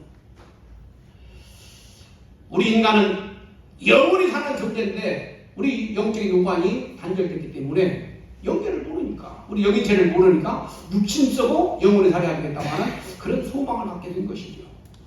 여러분 몽시대로 되는 경우가 얼마나 많습니까? 태몽대로 되는 경우가 얼마나 많아요. 이 제사 전 세계 어디 가나 제사 문화가 다 있지 않습니까? 주변에 가만히 생각해 보세요. 제사 잘 지내는 집은 잘 안 망합니다. 제사 지내는 게 뭐예요? 조상님들 생일잔치 드리는 거예요. 그렇잖아요. 근데 그 제사 지내는 집이 망해버리면은 조상들이 생일밥 못 먹잖아. 그래서 제사 잘 지내는 집은 조상들이 보고 와서 기본적으로 다 잘 살게 해줍니다. 여러분 그리고 흉가집 상가집들이 우리 주변에 많이 있잖아요. 똑같은 길인데 어떤 길을 이렇게 하다 보면 으시시한 곳이 있어요. 공동면에 가보세요. 으시시한 곳이 얼마나 많아요. 거기에 악령이 서 있기 때문에 으시시하게 느껴지는 것입니다. 내 육신으로는 아무것도 안 보이지만은 내 속사람 영혼이 거기에 서 있는 악령을 보니까 무섭거든요. 그것이 내 육신에게 감응돼가지고 으시시함을 느끼게 되는 것이죠. 내 육신 속에는 내 속사람, 내 것 영혼만 있어야 돼요. 그런데 다른 영혼이 돌아버리면 그게 정신 이상자가 되는 것이죠. 우리 주변에 영통인들이 얼마나 많습니까? 나는 안 보인다고 하지만은 영계를 보는 사람들, 귀신들을 보는 사람들이 우리 주변에 얼마나 많아요. 제가 과거에 시골에서 목표를 했을 적에 우리 교회에 영통인을 초청해가지고 부흥회를 한 적이 있었어요. 근데 그 양반이 우리 교회에 딱 왔는데 우리 교회 집사님이 한 분 계셨어요. 전파상을 우리 집사님이었는데 집사님이 이렇게 가슴이 아팠었어요. 그냥 가슴이 아파가지고 늘 가슴을 이렇게 잡고 다녀요. 너무너무 가슴이 아프니까. 그런데 그 영통인이 우리 그 집사님을 딱 보는 순간에 당신 가슴에 웬 애기가 하나 박혀있네 딱 그런 거예요. 그 순간에 그 집사님이 그냥 절퍼덕 앉아서 통곡을 하셨어요. 통곡을. 그 집사님은 딸이 셋이 있었습니다. 3명. 그리고 4번째 아들을 낳았는데 그 아들이 낳자마자 죽어버렸어요. 그 아들을 가슴에 품고 살았던 거예요. 그러니까 그 애기도 엄마를 떠나지 못하고 엄마 가슴에 박혀 있었던 겁니다. 그것을 잘 헤어내주니까 그 집사님이 건강해졌어요. 지금 대전에 지금 잘 살고 있습니다. 여러분 종교가 왜 망하지 않습니까? 그 종교를 지켜주는 영계의 영인들이기 때문에 그런 것이죠. 이건 실질적인 사건입니다. 그걸 사진 찍어놓은 건데요. 이게 4년을 지금 장사를 지내고 있는데 멀쩡한 여자가 정신 이상자가 된 거예요. 귀신이 들어가 버립니다. 이런 경우들이 우리 주변에 얼마나 많아요. 여기 경주에서 만드는 포스터인데요. 교통사고 다발지역. 우리 주변에 교통사고 다발지역 있잖아요. 사람들이 자기 명예를 못 줄고 한을 품고 죽게 되면은 그 영혼이 거기를 못 떠납니다. 그래서 자기처럼 비슷한 사람이 계속 와서 죽게 만드는 거예요. 그래서 교통사고 다발지역입니다. 여기는 강이 있으니까 우리 식구들 올해 연세 많으신 분들은 아시는 분 있을지 모르겠어요. 넉 건지는 거 혹시 아십니까? 넉 건진다. 저는 넉 건지는 것을 봤습니다. 시골에 살면서 어릴 적에 우리 동네는 방죽이 많았거든요. 수영으로 들어가면 잘못하면 거기서 죽어버려요. 그래서 넉 건지는 걸 제가 많이 봤어요. 우리 친척 중에도 한강에 투신해가지고 죽었는데 넉 건지는 것을 봤습니다. 저 전라북도 정읍에 가게 되면 정말 이 넉을 잘 건지는 무당들이 있대요. 그분들을 초청해다가 넉 건지는 구슬을 하는데 3명이 와서 하더만 그냥 한 명은 막 춤추고 또 한 사람들은 막 북치고 막 아니 막 그러면서 구슬을 하는데 3일 동안 하더라고요. 그런데 그 망자가 죽은 그 자리에다가 이 병을 보셨는지 모르겠어요. 꼭 묶습니다. 막 꼭꼭 막아가지고 묶어요. 그래서 거기다가 던져놔요. 아무리 구슬해도 아무것도 안 나와요. 근데 3일째 되는 날 그 병을 끄집어냈더니 누가 잠수부를 타고 들어가서 집어넣는지는 모르겠지만은 머리카락들이 들어있어요. 그러더니 넉이 건져지고 해원됐다 하면서 끝내더라고요. 여러분 이 넉 건지는 행사들이 지금도 많이 있다니까. 그리고 우리나라 연예인들 중에도 그 조상들, 그 형님들 뭐 이런 사람들 갖다가 영혼 결혼식을 시켰다라고 하는 것을 방영한 것을 본 적도 있습니다. 우리는 모르죠. 어떤 집안에 무한이 계속 생겨. 아무리 기도해도 안 돼. 근데 신통방통한 무당이 쓰고 와서 보니 아우 이 집에 시집 못 가고 죽은 한맺힌 처녀 귀신이구만. 이 집에 장가 못 가고 죽은 한맺힌 몽달 귀신이 있네. 그래가지고 두 사람 영혼 결혼식을 딱 시켜주면 그 집안에 어려움이 싹 해결되는 경우가 많이 있잖아요.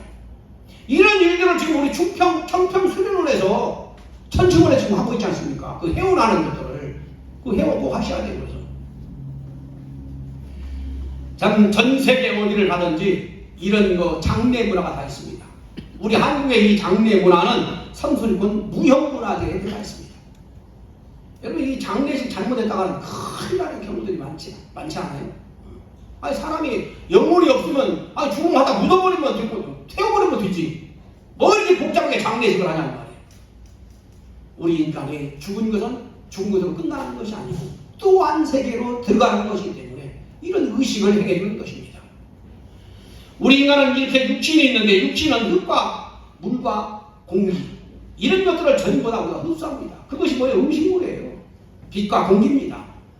우리 육신이 성장해 가면서 나도 모르게 우리 속사람 영혼에게 전달되는 것이 있습니다.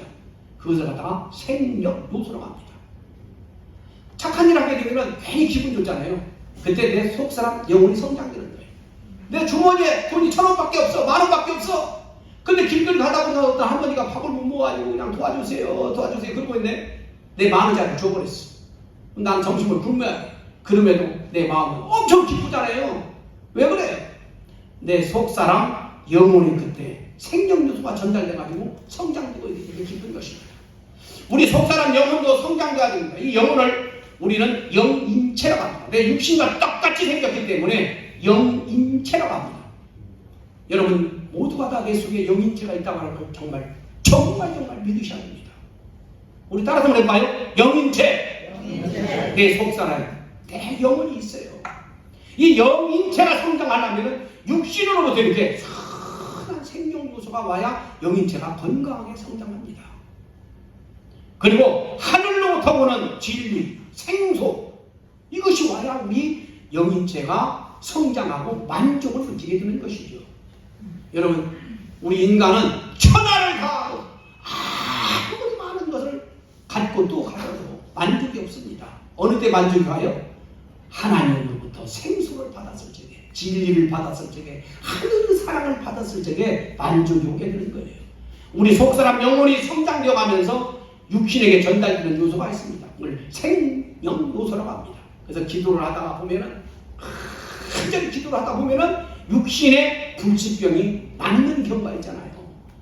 우리 속사람 영혼에서 육신에게 생명 요소가 전달되기 때문에 그러는 것이죠. 지금 분명히 아시길 바랍니다. 우리 인간은 육신만이 있는 것이 아니라 영혼이 있다, 영인체가 있다.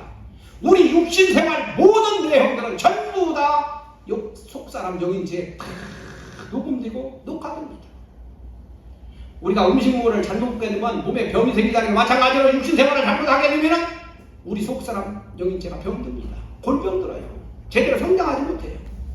그래서 우리 육신이 어떤 생활을 하느냐, 육신 생활에서 영인체에 어떤 요소를 보내느냐에 따라서 우리 속사람 영인체는 선하기도 하고 악하다는 것입니다.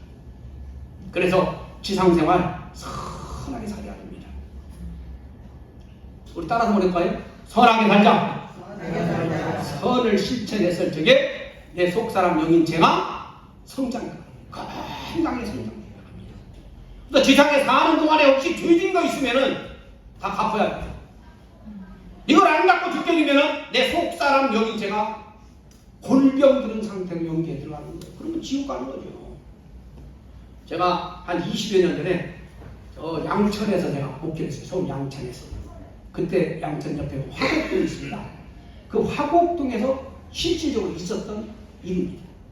어떤 할아버지가 부잣집 할아버지. 그 할아버지가 돌아가셨어. 그러니까 그냥 아들, 딸, 손자, 며느리 할 것 없이 그냥 온 가족이 다 온 거야. 부잣집 할아버지가 돌아가시니까. 그런데 장사 준비를 하고 있는데 죽었던 할아버지가 살아나고 그랬어요. 이게 다 이제 흩어졌죠. 한 열흘쯤 지났는데 또 할아버지가 돌아가셨대. 그래가지고 이가 진짜 전체 또 다 모였어. 그래가지고 또 한참 장례식 준비를 하고 있는데 돌아가셨던 할아버지가 또 살아나고 그랬어. 두 번째 살아나고 그랬어. 그러니까 또 다 흩어졌죠. 또 한 열흘쯤 지났는데 할아버지가 또 돌아가셨대. 이제는 정말 돌아가셨겠죠. 다 와서 보니까 정말 돌아가셨어. 그러니 그냥 부산답게 장례식 준비를 하고 있는데 또 이틀 뒤에 다시 또 살아나고 그랬어요. 세 번째 살아났어. 세 번째. 여러분 죽었다 살아난 사람들 많이 있습니다. 제가 종로에서도 그런 할아버지를 또 본 적도 있는데 세 번째 이렇게 살아나니까 그 집 장남이 용기를 내서 아버지한테 물어봤답니다. 아버지 왜 이렇게 못 죽습니까? 물어봤대요. 근데 아버지가 저승에 들어가려고 하는데 저승에 못 들어가도록 막는 노인이 있다는 거예요. 막는 노인이 있다. 저승에 못 가도록. 그게 누굽니까? 라고 그랬더니 그 할아버지가 사실은 1970년 80년대 큰 사업을 했어요. 그러다가 부도가 나버렸습니다. 폭삭 망해버렸어요. 근데 이 양반은 재기를 해가지고 다시 큰 부자가 됐습니다. 그런데 그때 그 할아버지가 망했을 적에 그 협력업체 다 망해버렸죠. 근데 그 중에 그 협력업체 사장 하나가 계속 막더라는 거예요. 그래서 그분이 누구냐 해가지고 이제 그 자녀들이 찾아가 봤습니다. 찾아가 봤더니 그 노인은 이미 돌아가셨고 그분도 쫄딱 망했기 때문에 그 자식들 공부도 제대로 못했고 자식들도 굉장히 어렵게 살더랍니다. 그래서 자기 아버지가 빚진 것들 이자에 이자까지 쳐가지고 그냥 풍족하게 다 갚아주고 왔답니다. 그랬더니 집에 와서니까 아버지가 돌아가셨대요. 그리고 나서 지금까지 안 깨어난답니다. 깨어날 수 없겠죠. 근데 그 할아버지는 선하게 살았기 때문에 여기에서 가르쳐준 거예요. 빚 갚고 오라고. 지상에 사는 동안에 빚을 안 갚고 죽게 되면 어떻게 돼요? 그 후손들이 굉장히 고통스러워요. 그래서 어떤지 보세요. 부잣집 할아버지가 돌아가셨는데 돌아가시자마자 집안이 쫄딱 망해버리는 경우가 있어요. 할아버지가 빚을 못 갚고 죽었기 때문에. 근데 어떤 집안에서는 할아버지가 돌아가시고 난 다음에 후손들이 잘 되는 경우가 있어요. 빚진 게 별로 없으니까 후손들을 선하게 도와주니까. 성경에서도 말씀했습니다. 예수님께서 천국 올려주는 땅에다 더 천국은 땅에서 우리 가정에서부터 일어나가야 되는 것입니다. 땅에서 내면은 하늘에서 오래요. 땅에서 풀어야 하늘에서 풀린다는 것입니다. 그래서 빚진 거 있으면 다 갚아야 돼요.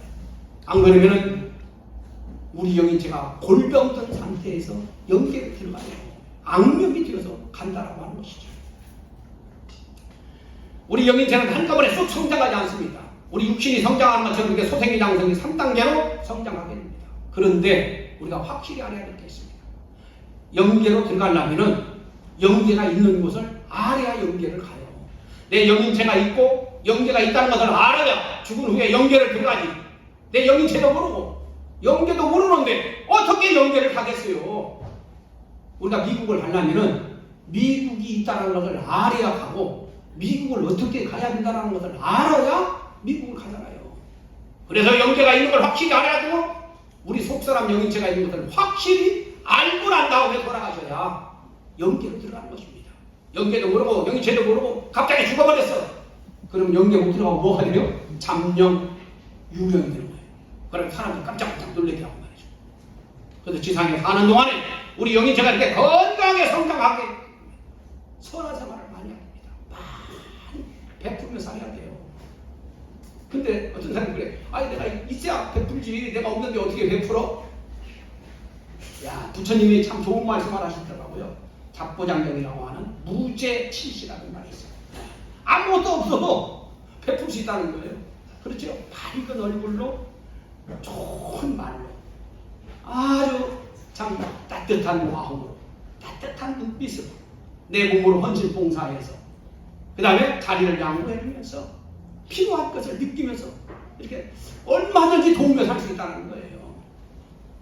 어떤 청년이 교통사고가 나가지고 손발이 다 잘려버렸습니다. 몸뚱아리만 살았어. 머리하고 몸뚱아리만 살았어.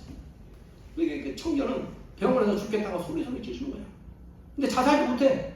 손발이 없으니까 자살도 할 수가 없는 거예요. 그래서 날마다 울며 지내는 거예요. 그럼 생각해 보십시오. 손발도 없고 그냥 몸뚱아리만 있어. 밥도 누가 먹여줘야 돼. 얼마나 기가 막히겠어요. 그런데 날마다 울고 그러다가 이 양반이 교회를 다니기 시작했습니다. 그런 사람을 찾아다니는 목사님들 있잖아요. 그런 사람들을 우리 식구들이 찾아다녀야 한다니까. 그래서 이 사람이 교회를 다니기 시작했어요. 하나님을 믿었어요. 베풀며 살아라. 베풀며 살아라. 이 양반이 이것을 봤어. 자기는 베풀 길이 없어. 근데 목사님이 그러더라는 거예요. 당신 베풀 것입니다.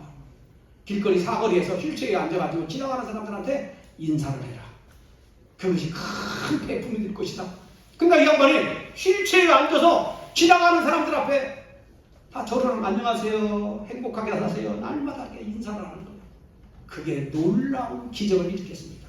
그걸 보면서 사지가 없는 사람도 저렇게 활짝 웃으면서 기쁘게 사는데 아이고 나는 사지 멀쩡한데 자살하려고 했던 사람이 자살을 포기하고 실망 속에 불평 때문에 살던 사람들이 그 사람 보면서 큰 변화가 오기도 하고 그러니까 우리는 아무것도 없어도 이런 무죄칠시 베풀면서 살 수 있어요.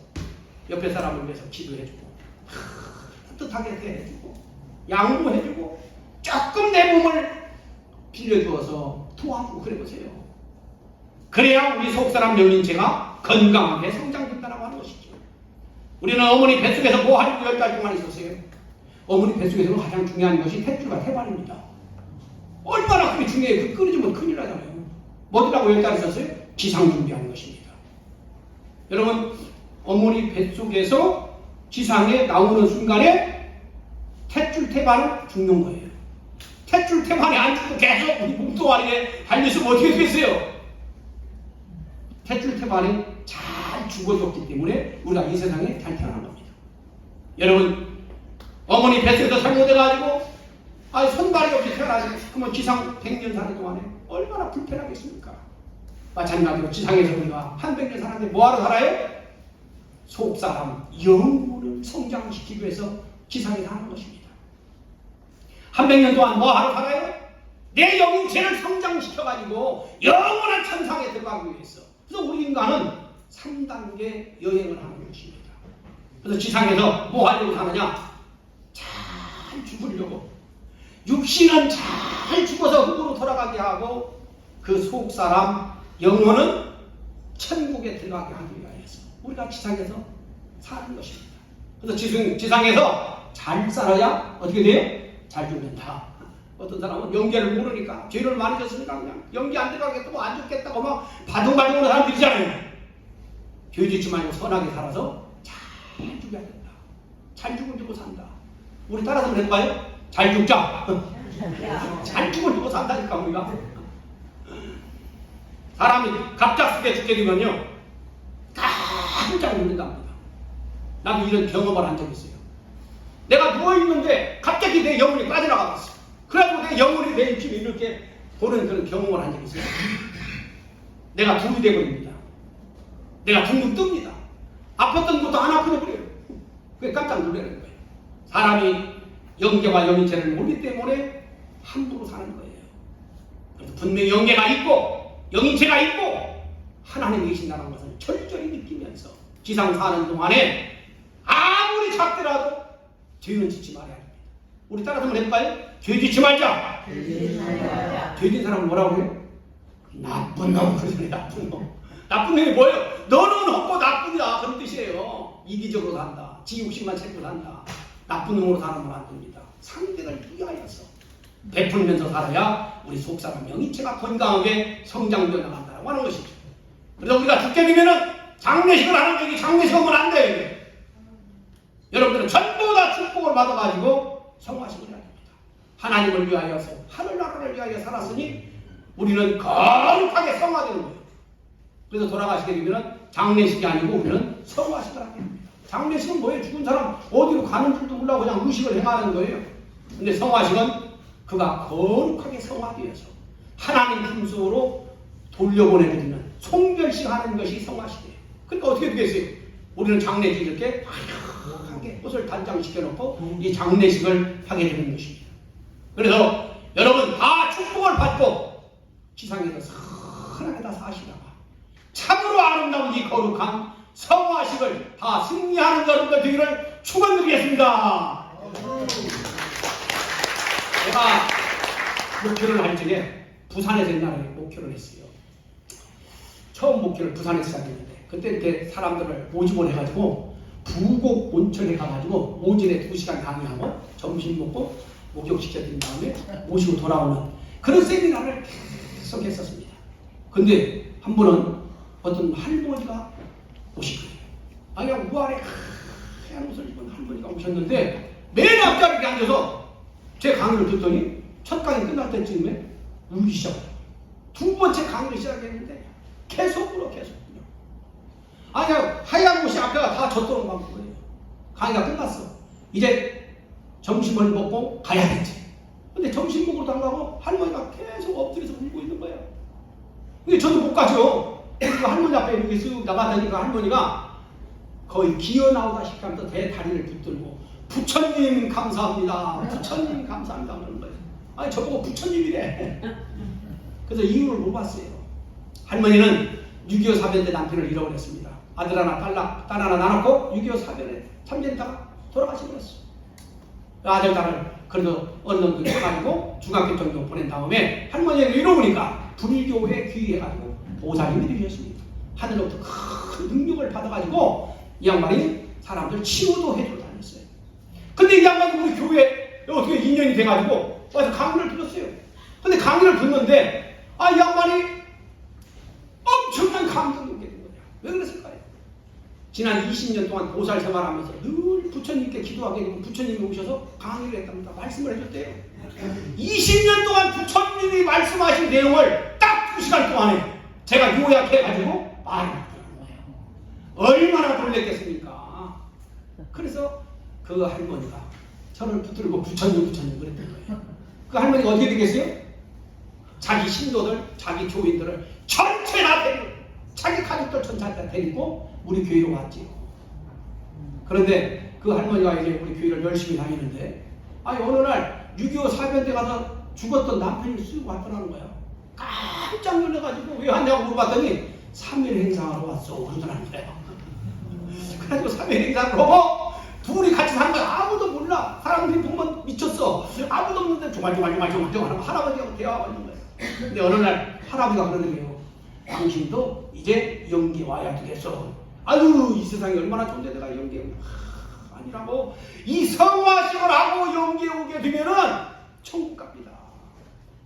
나도 당신 따라서 천국에 빨리 올라가고 싶으니까 이 성화식으로 오시오 그러더라는 거야. 그래서 그 할머니가 그랬대요. 내년에 그러면 꽃 구경 좀 하고 가겠다고. 그래가지고 그 다음 해 벚꽃 핀 날 활짝 벚꽃이 핀 날 그 벚꽃 구경을 하고 그 할머니가 돌아와서 그날 저녁에 돌아가셨어요. 그리고 제가 거기 성화식에 참석을 했었다니까. 여러분 성화식을 하고 가게 되면 그냥 천국으로 올라가게 된 것입니다. 그래서 축복을 받고 정말 선한 공적을 많이 쌓으시다가 우리 식구들 정말 천국에 나가셔야 됩니다. 여러분 이제 얼마 안 있으면 다 돌아가시잖아요. 선한 사람이 죽으면 돌아가셨다고 하잖아. 죽었다 그러지 않잖아요. 네. 여러분들 오늘 다 돌아가신다고 이제. 어디로 돌아가시게? 집으로 돌아가시잖아요. 죽은 분들 돌아가셨다 이 말은 갈 곳이 있어서 한 거예요. 천국에 가시는 것입니다. 여러분들도 전부 다 영계로 확실히 알고 영계로 확실히 알고 천국으로 들어가시는 여러분들 되기를 축원드리겠습니다. 그래서 지상생활 정말 날마다 중요하다고 하는 것을 기억하면서 지상에서 천국으로 올라가는 것. 누가 보내주는 게 아니에요. 내가 스스로 찾아간다. 내 영인체 성장하는 그만큼 영계를 우리가 찾아간다라고 하는 것을 기억하시고 지상에 사는 동안에 가장 무서운 것이 혈기입니다. 혈기 부리고는 안 돼요. 여러분 하나님이 정말 사랑한 사람이 있어요. 너무너무 사랑하고 칭찬도 많이 했던 사람이 있습니다. 모세입니다. 모세. 엄청난 사람이죠. 600만 명, 1000만 명 가까운 사람들을 데리고 출애굽하는 사람이에요. 그를 통솔해서 갔던 사람입니다. 그런 엄청난 사람이 단 한 번 혈기를 부리니까 하나님께서 버려버렸어요. 혈기가 그렇게 무서운 겁니다. 사람들이 대부분 큰 죄 짓는 사람들 보면 이 혈기를 못 참아서 그래요. 싸우지 말고 전쟁하지 말고. 그런데 지금도 전쟁하고 있잖아요. 여러분 이 전쟁이라고 하는 것은 모든 죄악이 다 담겨 있습니다. 전쟁 속에 세계 1차 대전, 2차 대전 일본에서도 얼마나 많은 사람이 또 이 핵폭탄으로 죽었습니까? 그런 사람들은 여기 숫자에 안 해놨어요. 1차 대전, 2차 대전을 통해 가지고 2억 명 이상이 죽었답니다. 그 무시무시한 전쟁을 지금도 하고 있습니다. 인류 역사를 봤더니 전쟁의 역사라고 하는 책을 보니까 인류 역사는 계속 전쟁을 해왔다는 거예요. 21세기의 세상에 지금도 전쟁을 하고 있어요. 전 세계 군사 대국 두 번째로 군사력을 가지고 있는 이 러시아가 이 조그마한 우크라이나를 침공해가지고 지금 엄청난 사람들이 젊은이들이 죽어가고 있습니다. 이 푸틴이라는 사람은 3차 대전을 지금 운운하고 있고 핵전쟁까지 말하고 있습니다. 전쟁이 일어나면 어떻게 되겠어요? 북쪽에서 김정은은 계속 지금 또 전쟁하겠다고 연습을 하고 있습니다. 우리 한국은 6.25 사변을 치렀기 때문에 전쟁이 얼마나 무서운가 하는 것을 나이 먹은 사람들은 알아요. 그런데 젊은 사람들은 전혀 모르죠. 우리 문선명 한학자 총장님께서는 6.25 사변을 다 겪으셨습니다. 문 총장님 아까 말씀드린 것처럼 흥남 감옥의 일정에 유엔군에 의해 가지고 구사 일세 남쪽으로 오셨습니다. 한학자 총장님은 이미 북쪽에서 공산당들이 교회 다니는 것을 못 가게 하니까 핍박을 하니까 외할머니 어머니와 함께 남하를 하셨습니다. 그래서 1960년도에 문선명 한학자 총장님께서 성원을 하셔서 참부모로 출발하시게 된 것입니다. 문선명 한학자 총장님께서는 하나님의 소원을 아시기 때문에 어떻게든지 인류 평화를 이루어내시기 위하여서 밝히신 원리를 가르치시고 그리하여 전 세계 모든 사상과 주의와 철학과 종교를 통일하기 위하여 활동에 나오셨습니다. 이 땅 위에 하나님을 없다고 하고 하나님이 죽었다고 하는 공산주의를 멸망시키기 위하여서 평화세계를 이루기 위해서 신공연합 활동을 하시고 아벨리에를 창설하시고 UPF 활동을 해나오셨습니다. 그리고 인류를 영원한 평화세계를 만드시기 위하여서 참가정운동, 국제축복, 결혼식을 해나오셨습니다. 벌써 1968년도 1월 13일 날 국제승공연합을 세우면서 전 세계적으로 공산주의 승공 반대운동을 했습니다. 승공운동, 공산주의 반대운동을 해보신 거예요. 이게 여의도 광장입니다. 옛날에 이렇게 생겨서 지금은 엄청난 변화가 왔죠. 여기도 1975년도 5.16 광장에서 120만 명 군중 많았고 이런 평화 대회를 하기도 하셨습니다. 전 세계를 날아다니시면서 엄청난 대회를 인류 평화를 위한 대회를 해 나오셨습니다. 그리고 인류 평화 세계를 만들기 위하여서 전 세계 사람들 다 모아가지고 뭐 기네스북을 우리가 계속 바꿔나가고 있잖아요. 이런 합동 축복식을 거행해 왔습니다. 여러분 이 합동 축복식 아무나 참석하지 않습니다. 이 합동 축복식은요 절대로 바람피지 않겠다. 절대 정절을 지키겠다. 옛날에 우리나라에서는 여자들만 정절 지키라고 했는데 우리는 남자들이 더 정절을 지켜야 된다 이렇게 강조하고 있어요. 생명의식을 남자들이 가지고 있잖아요. 그러니까 남자들이 더 정절을 지켜야 된다. 절대 바람피지 않고 죽으면 죽었지 이혼하지 않겠다. 제가 목사 생활을 한 40년 넘게 하다 보니까 아주 신앙이 없는 어떤 사람은 이혼하겠다고 상담을 온 사람이 있어요. 그러면 제가 답이 뭔 줄 아세요? 차라리 죽어버려라. 죽는 것이 차라리 낫다. 이혼죄보다 죽는 죄가 더 나아서요. 우리는 절대 이혼을 못하게 합니다. 여러분, 바람 안 피고 이혼만 안 해도 이 세상이 금방 평화 세계가 될 겁니다. 그 세계를 이루기 위해서 우리가 이런 축복 결혼을 해나오신 거예요. 저도 축복을 받았는데 제가 축복받은 사진이 여기 있어요. 제가 지금 여기 이 정도 서 있을 거예요. 1982년도에 축복을 받았습니다. 세계적으로 이렇게 축복식을 엄청나게 나왔죠. 유엔 본부에서도 전 인류를 다 축복시켰다라고 하는 조건을 세우시기 위하여 유엔 본부 안에서 드리는 축복식을 했습니다.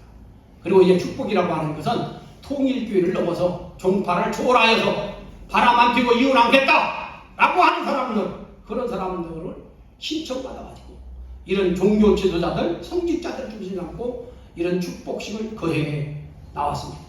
이렇게 인류 평화를 위하여서, 항구적 평화 세계를 위하여서 문선명 한학자 총재님께서 엄청나게 활동해 나가고 계시는데, 저 소련 공산당은 전 세계를 공산 적화시키기 위하여서 전 세계를 붉게 이렇게 물들여가고 있었습니다. 유물론, 무신론, 진화론을 가지고 이 공산 세계가 막 전 세계로 뻗어나가고 있었어요. 여러분, 이 공산이라고 하는 것은 인류의 적입니다. 그렇잖아요. 특히 종교에게는 절대적인 적이에요. 이것은. 그런데 스님도 공산당이 되어버리고 수녀 신부님도 공산당이 되어버리는 거예요. 종교인, 정치인, 학자들 공산주의에 대해서 속수무책했습니다. 결정적인 큰 문제가 벌어졌습니다. 1975년도 월남 민주진영회를 전체 여기다 투입되고 있었는데 우리나라 쪽에 갔었잖아요. 제가 맹호부대 특수입니다. 제 바로 웃기까지 여기 월남을 갔었어요. 그런데 어떻게 됐습니까? 민주주의가 공산주의에 패배했습니다. 그런데 공산주의는 날개를 갖고 전 세계로 더더욱 확장되어 나갔어요. 이때 문선명 한학자 총장님께서는 이건 하늘과 사탄의 마지막 한가리 싸움이다라고 보시고 더더욱 활동을 전개해 나가시다가 1980년 11월 4일날 미국 대선이 있었던 날입니다. 이때 이 카터라는 사람은 재선에 도전하고 있었어요. 이 사람은 공약이 뭡니까? 자기가 다시 대통령 되면은 한국에서 미군을 철수하겠다라고 했습니다. 1980년도에 우리나라에서 미군을 철수하면 우리나라가 어떻게 되겠습니까? 자칫하면 공산화 되는 것입니다. 근데 문선명 총재님께서는 이 사람 영화배우예요. 인기도 전혀 없는 영화배우 레이건. 당신이 운영하고 있는 작은 신문사에 이 레이건이 파격적으로 당선된다라고 하는 애언을 이렇게 보도해 버렸어요. 이 투표 하루 전날에 이 레이건이 너무나 기뻐가지고 이 신문을 다 들고 이게 인터뷰를 했습니다. 그것이 투표하는 날 아침 뉴스에 그냥 쫙 전 미국에 다 방영돼 버렸어요. 그러니까 투표를 가려고 했던 미국 사람들이 이것만 보고 말이죠. 이거 레이건이 이미 당선돼 버렸구만. 뭐 이미 당선된 사람한테 찍어야지. 그래가지고 전부 다 가서 레이건을 찍어버렸대요. 카터가 90% 이상 당선된다라고 장담하고 있었는데 놀라운 기적이 벌어졌습니다. 레이건이 91% 압도적 승리를 한 것입니다. 미국 대통령을 문선명 한학자 총장님께서 바꾸라고 하는 거예요. 뭐 하려고? 한국을 살리고 세계를 살리기 위하여서 이런 엄청난 일을 문선명 한학자 총장님께서 이루신 것입니다. 근데 레이건이 대통령은 됐는데 이 양반이 힘이 없어요. 민주주의로 할수록 여러 정치잖아요. 그래서 안 되겠다 싶어가지고 문 총장님이 엄청난 돈을 들여가지고 미국에다가 워싱턴 타임을 창간했습니다. 우리나라에서도 신문사가 창간하려면 돈이 엄청나게 드는데 미국에서 워싱턴 타임을 창간한다? 엄청난 돈이 듭니다. 그 돈이 어디서 나왔어요? 우리 일본에 있는 통일교 신도들이 헌금을 해가지고 워싱턴 타임을 창간하고 유지하는 것입니다. 그런 의미에서 우리 일본에 있는 통일교 신도들에게 우리 감사의 박수 한번 보내드립니다. 와싱턴 타임의 논지는 계속 반공, 승공, 평화였습니다. 미국 3대 일가지 중에 하나 있었어요. 1982년에서 1983년도는 미국의 언론 전쟁이 일어났습니다. 와싱턴 타임에서는 버스트 스트라이크, 소련을 먼저 공격해야 된다. 근데 그 외 모든 신문에서는 소련이 공격하면 보복하면 된다. 이런 논조였습니다. 여러분, 1983년도 미국과 소련의 핵무기 보유 상황을 한번 보십시오. 미국은 2145기, 소련은 5678기입니다. 미국보다 2배나 많아요. 근데 전 세계에서 다 소련 쪽에 줄을 서버린 거예요. 이때 문선명 한학사 총대님께서는 핵전쟁이 일어나고 그러면 보복을, 무슨 보복을 해요. 다 죽어버렸는데. 그래서 먼저 공격을 하는데 무기로 공격하는 것이 아니라 SDI로 공격을 해야 한다. 이게 뭐냐? 핵 우산 정책입니다. 인공위성을 하늘에다가 띄워요. 그래가지고 인공위성이 핵을 쏘려고 하게 되면 미리 감지해서 그 핵을 폭파시켜버리는 거예요. 그러면 핵 쏘려고 하는 나라 핵을 맞아버려요. 그래서 소련의 핵무기를 사용할 수 없게 만들어버리는 것이 SDI 정책입니다. 근데 이것이 돈이 너무나 많이 들어요. 근데 문선명 한학사 총재께서는 아무리 돈이 많아도 미국을 팔아서라도 이걸 해야 된다라고 계속 주장했습니다. 드디어 이 레건 대통령이 1983년 3월 23일 중대 선언을 합니다.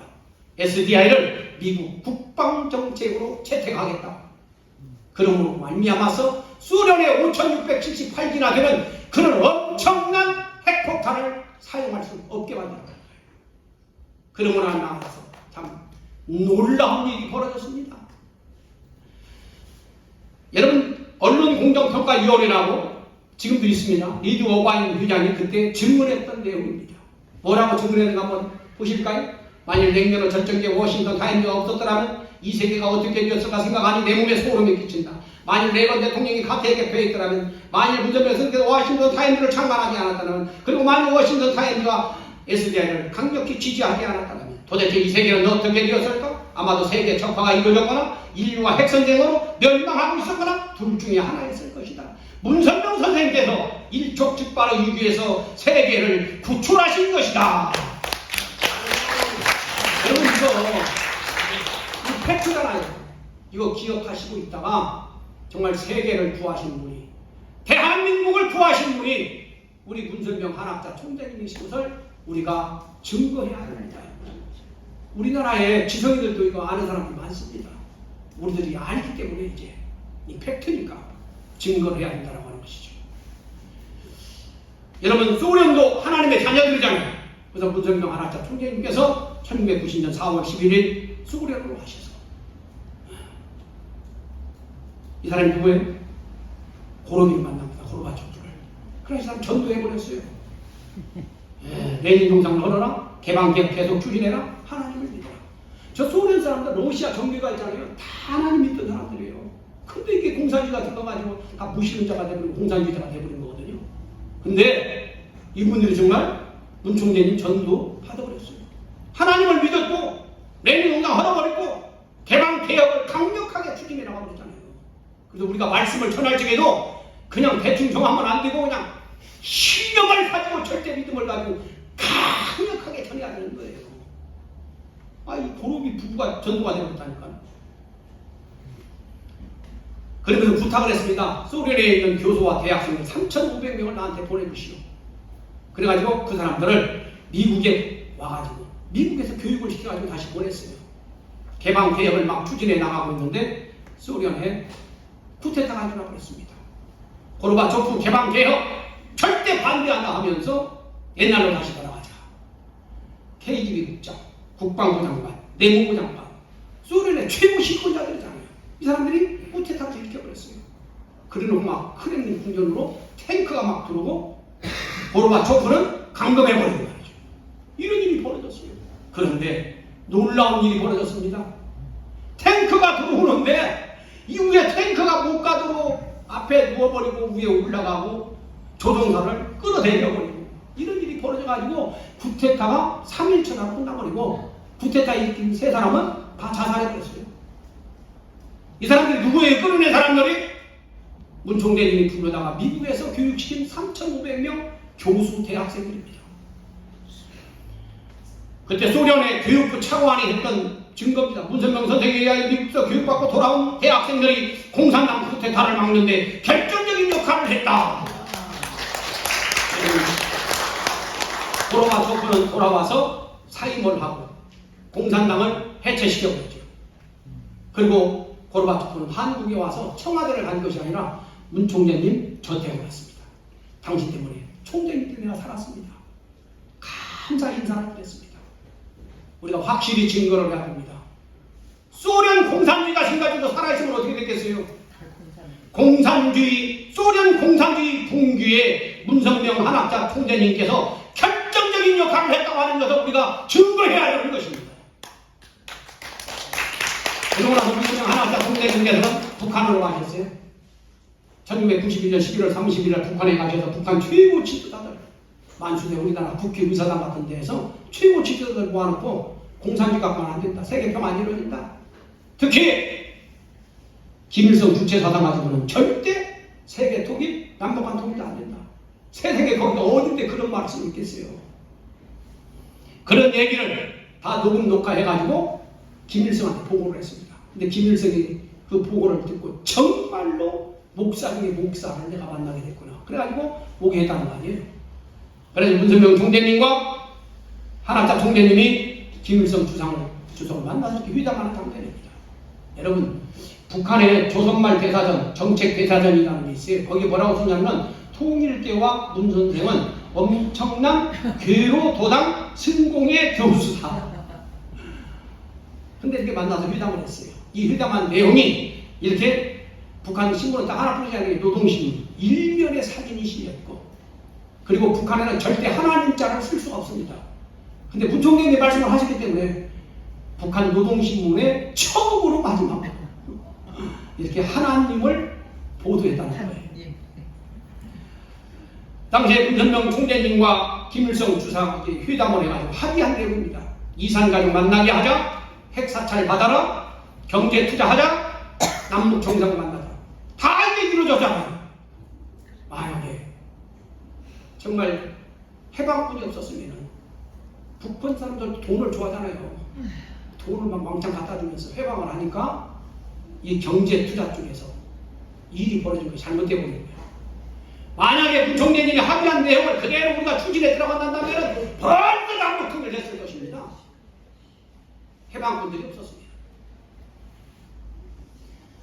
우리가 보통강 호텔도 세웠고 평화자동차도 우리가 세웠잖아요. 그리고 평화센터도 세워가지고 지금도 매주 예배를 드리고 있습니다. 김일성 주석이 죽고 난 다음에 유언 내렸잖아요. 중대한 문제가, 결정적인 문제는 문 총재님과 의논하라고. 이 김정일한테 부탁했다는 거 아니에요.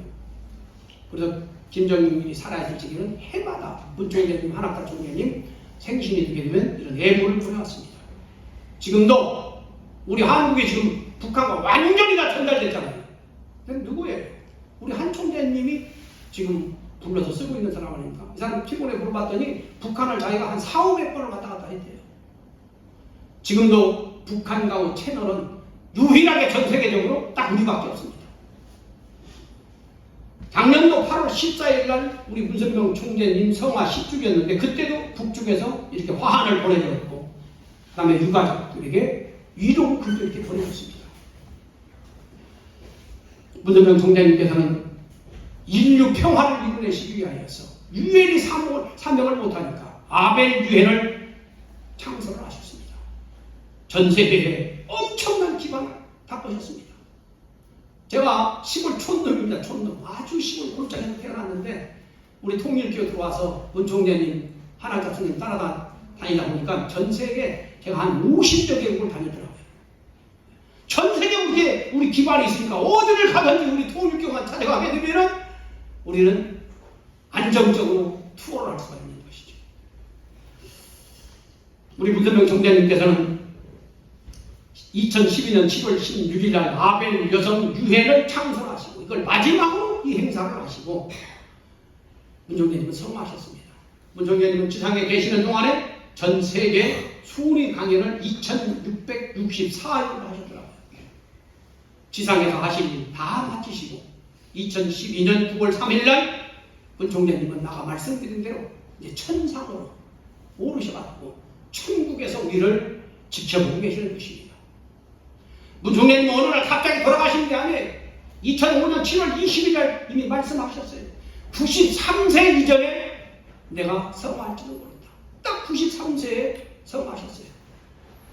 그리고 지상에서 할 일을 다 마치셨기 때문에 우리 문 총재님이 엄청난 공헌을 당하셨어요. 93세까지 사는 것만 해도 기적 중에 기적이라고 해요.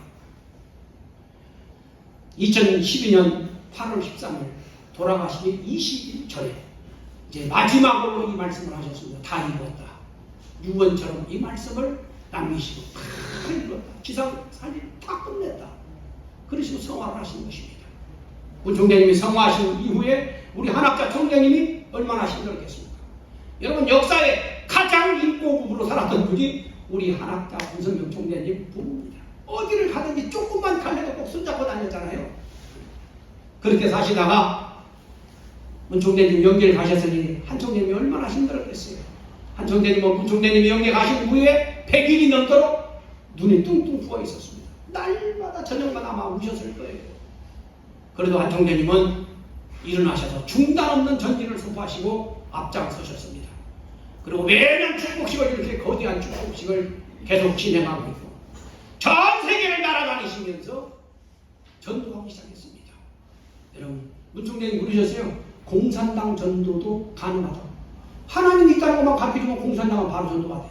그런데 이슬람 전도는 정말 어렵다라고 했어요. 그런데 우리 한 총재님이 이슬람 종교 지도자를 전도해버린 거예요. 이슬람서는 코란 외에는 볼 수가 없습니다. 다른 종교 개종하면 사형입니다.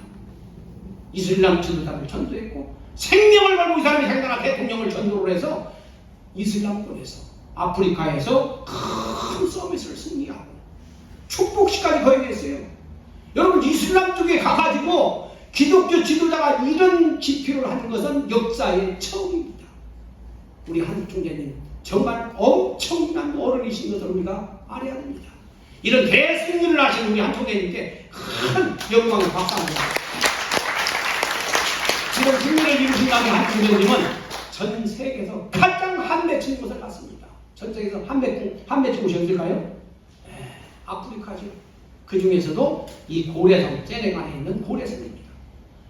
아프리카의 건강한 젊은이들을 이기로 끌고 와가지고 2천만 명 이상을 노예로 팔아먹은 곳입니다. 얼마나 한이 많겠어요. 그들을 위로해주고 그들을 회원해주는 그런 축복을 해주시기 위해서 큰 우지를 갔다 오신 거예요. 그러고 나서 참 남아프리카 공항에서 이 사람이 엄청난 사람이다. 자기 교인이 500만 명 이 사람이 종교 지도자인데 자기 지도자들 중에 제자들 중에 지도자들 20만 명을 모여하게 해가지고 한 총재님을 모시고 이런 엄청난 축복식을 거행하기로 했습니다. 미국에서 성직자들 기독교 성직자들을 모아가지고 2만여 명 모아놓고 기독교 지도자 협의회를 창설하셨습니다. 우리 한국에서도 정말 뭐를 정말 모르는 목사들이나 신도들이나 통일교회를 반대하지 우리 한국에서도 깨어있는 기독교 지도자들은 우리 통일교회를 지지하는 사람들이 참으로 많습니다. 우리 한국에서도 서울 잠실 롯데호텔에서 KCLC 한국 기독교 지도자 협의회를 이렇게 창설을 하고 출발하고 활발하게 이 사람들이 지금 활동을 하고 있습니다. 미국에서 저도 여기 참석했었는데 2019년 3만 명이 모여가지고 세계 기독교 종교 지도자들이 이렇게 WCLC 세계 종교 협의회를 또 창설을 했습니다. 문 총재님께서는 한학자 총재님께서는 대통령이나 수상이 참석하는 국가적 축복식을 7개 국사하고 또 종교 지도자들이 참석한 최고 지도자들이 참석한 종단 대표가 참석하는 축복식을 7개 종단 이상에서 승리하시고 이렇게 참 2020 대승리 축제를 하셨습니다. 여러분들도 많이 참석하셨을 거예요. 그리고 2022년 작년도죠. 2월 11일에서 13일까지 한반도 평화 서밋을 했습니다. 우리 한국과 북한 간에 공동 수교 국가가 150 157개국이 되더라고요. 그 정상들을 불러가지고 한국에서 이런 엄청난 서비스를 했습니다. 여러분, 이게 누구예요? 후센이잖아요. 반기문. 전 세계 엄청난 전현직 이런 지도자들이, 수상들, 대통령들이 모여가지고 이런 서밋을 승리하였습니다. 그 사람들이 어디로 왔어요? 여기가 청평이고 옆에가 설악이잖아요. 이 설악면으로 다 온 거예요. 이 시골로 다 온 겁니다. 여기 우리 청신 평화월드센터 다 가보셨죠? 바로 여기에 온 겁니다. 여기에서 그런 엄청난 한반도 평화 서밋을 한 것입니다. 전 세계 지도자들을 모아놓은 겁니다. 여러분, 앞으로 이 청심 단지죠. 청심단지, 천원단지, 엄청난 변화가 일어날 것입니다. 여기에 큰 호텔도 이미 설계도가 나와가지고 준비하고 있습니다. 글로벌 빌리지, 전 세계를 축소한 도시를 여기다가 만들 것입니다. 앞으로 엄청난 변화가 올 것입니다. 그래서 여러분, 각 지역에 리별로 정말로 의인들을 찾아서, 지도자를 찾아서 여기 앞으로 계속 투어를 하시면 큰 감동을 받을 것입니다. 올해 5월 7일 날 천안궁 천일성전 봉헌식을 했습니다. 여러분 많이 참석을 하셨을 것입니다. 계시록 21장 이전에 뭐라고 그랬어요? 신부가 남편을 위하여 단장한 것 같은 이런 성전을 우리 한학자 존경님께서 완고하여 하늘 부모님께 봉헌해 드린 것입니다. 그 옆에 이제 그날, 그 다음날 이제 유람선, 이게 기름이 한 방울도 안 들어갑니다. 여기가 이 식수잖아요. 서울사는 식수. 그래서 청평 우리 수련선도 출발해가지고 남미섬 자라섬을 한 바퀴 돌아오면 이게 1시간 정도 걸려요. 이 투어, 이걸 계속 앞으로 해야 됩니다. 아주 아름다운 마리나도 이미 만들어 놨고, 우리 한국에서는 아마 가장 아름다운 화주원이 될 것입니다. 진귀한 정말 꽃들이 여기에 있고, 진귀한 새들이 여기 들어와 있습니다. 이것도 이미 개장을 해가지고 이미 투어를 하고 있습니다.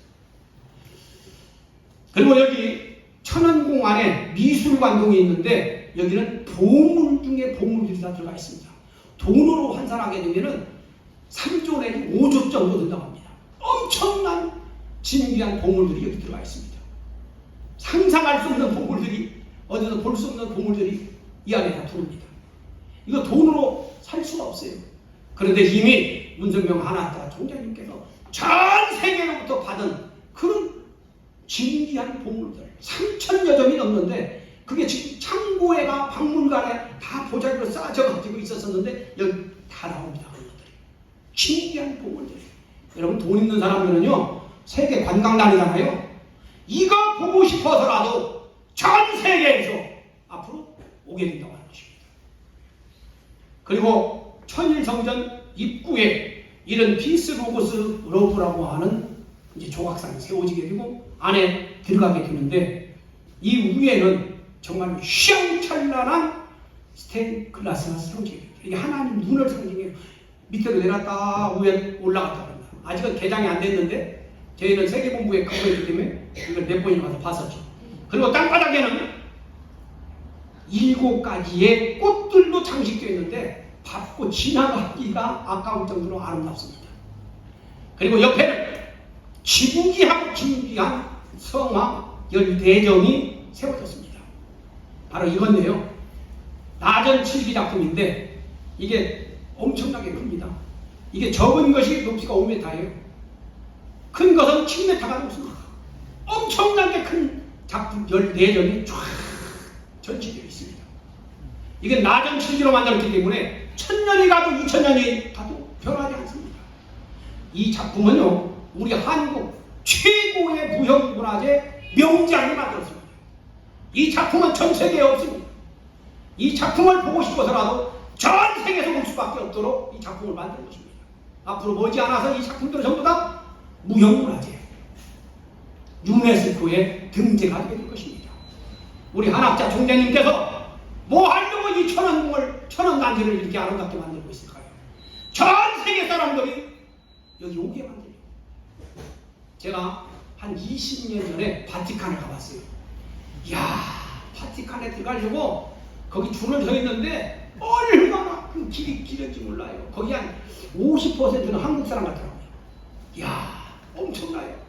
앞으로 바티칸에 가고 싶은 그런 심정 그 이상으로 여기에 전 세계 사람들이 모으게 될 것입니다. 그래서 죽기 전에 필히 한 번은 가봐야 할 것, 그것이 천원공 천일성전일 것입니다.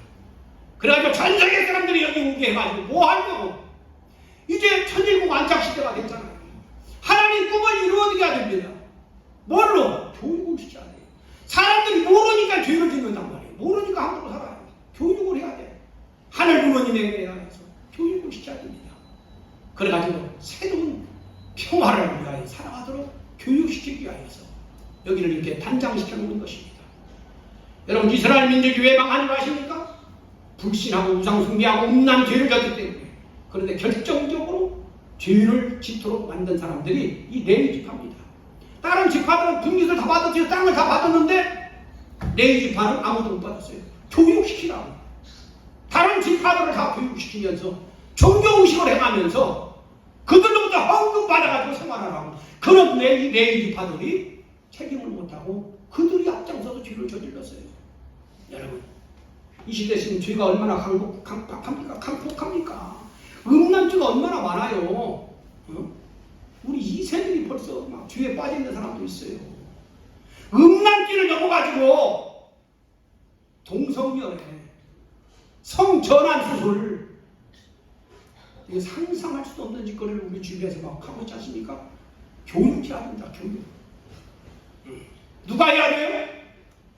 우리 축복가정들이 이 시대에 레위집합니다. 우리들이 해야 됩니다. 시간에 그냥 넘어가고요. 이 천원궁 천일성전은 하늘 부모님의 본성전이고 전 세계 모든 성전들은 다 분성전들이에요. 하늘 부모님은 실제 성전이 있는 곳에만 오십니다. 그래서 이 하늘 부모님이 실제 성전에 계시는 이 천원궁 천일성전에만 오신다. 모든 전 세계의 교회나 성전 그들에게 있어서 이 지성소가 우리 천원궁 천일성전이 되는 것입니다. 그래서 이 천원궁 천일성전에서 이제는 하나님께서 안주하십니다. 안착하십니다. 그러면서 이 천일성전에서 하늘 부모님이 직접 치리하시고 직접 주관하시는 그런 놀라운 시대권이 됐다고 하는 것이죠. 그래서 세상 사람들 데리고 여기만 한번 둘러보고만 와도 큰 감동, 감화, 부활의 역사가 일어난다고 하는 것이죠. 예수님 제자들이 예수님 살아계실 적에는 전부 다 빈둥빈둥했어요. 근데 예수님이 십자가에 돌아가시고 난 다음에 부활해서 돌아온 것을 보고 정말로 생명을 걸고 전도하기 시작했습니다. 예수님 제자들이 다 무시했습니다. 그 중에 아마 가장 똑똑한 사람이 아마 요한이었을 것이다라고 보고 있습니다. 베드로는 아주 무식했어요. 그래서 그 사람이 한 말을 기록한 성경을 보게 되면 굉장히 투박합니다. 그런데 그 베드로가, 성질 급한 베드로가 예수님을 증거하는데 그야말로 생명을 걸고 전도를 했습니다. 그래서 하루에 3,000명까지 막 전도했다고 했잖아요. 진실을 담아서 열정을 품고 우리들도 하늘 부모님, 참 부모님을 증거해야 되겠습니다. 예수님의 억울함을 증거하고 참 부모님의 진실을 증거하고 하늘 부모님의 진실을 누가 증거합니까? 아는 우리들이 증거해야 되겠습니다. 참 부모님의 생애 업적을 증거하면서 썩어져가는 이 시대를 구원하는 우리들이 다 메시아잖아요. 우리 가정에서 메시아, 우리 종족에서 메시아, 우리 이 청평 땅에서 메시아가 여러분들입니다. 여러분들이 그 메시아의 사명을, 천일국 주인의 사명을 승리의 나감으로 말미암아서 하늘이 여러분들을 찾으시고 기대하시는 그 소망을 다 이루어드리는 우리 청평 모든 직군들 되기를 간절히 축원드리면서 말씀을 마치도록 하겠습니다. 기도드리겠습니다. 거룩하신 하늘 부모님, 존귀하신 천지인참 부모님, 부족한 송장을 세워서 하늘 부모님을 알게 하고 영계를 알게 하고 영인체를 알게 하여서 참된 인생을 살아갈 수 있게 그럼 기도하고 싶어서 못난 자식을 이 재단에 보내신 것을 알고 있사옵니다. 부족하고 둔탕하게 전한 내용들 다 제거해 주시고 은혜로운 내용만 저희들 마음속에 머릿속에 담겨지게 하여 주시어서 이제부터는 진실로 살아계시는 하늘 부모님을 믿고 모시며 살아가는 저희들 되도록 축복하여 주시옵고, 우리 인생 이 세상에서 사는 걸로 끝나는 것이 아니고 우리 속사람 영인 제가 있다고 하는 것을 철저히 느끼면서 영생을, 천국을 준비하는 당신의 자녀들 되도록 인도하여 주시기를 빌고 나옵니다. 인류 평화를 이루내기 위하여서, 지상 천국 이루내시기 위하여서 온 세계를 희생하며 투입하며 살아오신 문성명 한학자, 우리 총재님, 참 부모님에 대하여 저희들에게 증거하여 싸우니 이걸 저희들이 진실로 마음에 담고, 이제부터는 저희들도 문성명 한학자 총재님, 참 부모님의 그 평화사상을 저희들도 마음에 품고, 저희들이 이제 이 지역에 그야말로 의인들이 되어가지고 평화를 연결시켜내고 통일을 연결시켜내는 이 시대의 의인들이 될 수 있도록 인도하여 주시기를 간절히 빌고 원하옵니다. 이 땅 복귀를 위하여서 이 청평교회를 세우시고 오래도록 하늘 부모님께서 지켜보시고 인도해 주시는 것을 아옵니다. 이제 세우신 한지열 목사님을 중심고 모든 식구들이 일체가 되어가지고 이 청평 땅을 천일국 땅으로 이루어 나가는데 부족함이 없게끔 인도하여 주시기를 간절히 빌고 원하옵니다. 우리 청평교회 모든 식구님들 개인 모두 다 영육간에 항상 강건케 하여 주시고, 하늘 뜻을 이루어드리게 하여 하늘 앞에 소원하는 모든 내용들 다 이루어지고 성취되게 하여 주시오며, 참부부 참가정으로 승리해 나가고 종종 메시아로 다 승리해 나가는 우리 청평교회 모든 식구들 되도록 축복하여 주시옵소서. 이 재단의 하늘 부모님의 놀라우신 사랑과 은혜와 축복이 영원토록 함께하여 주시고, 당신이 찾으신 당신의 귀한 자녀들 영원토록 인도하여 주시올 것을 간절히 바라옵고 원하오면서 모든 말씀 축복 중심가정 이승일의 이름으로 보고하여 축원하여 싸움나이다. 아멘.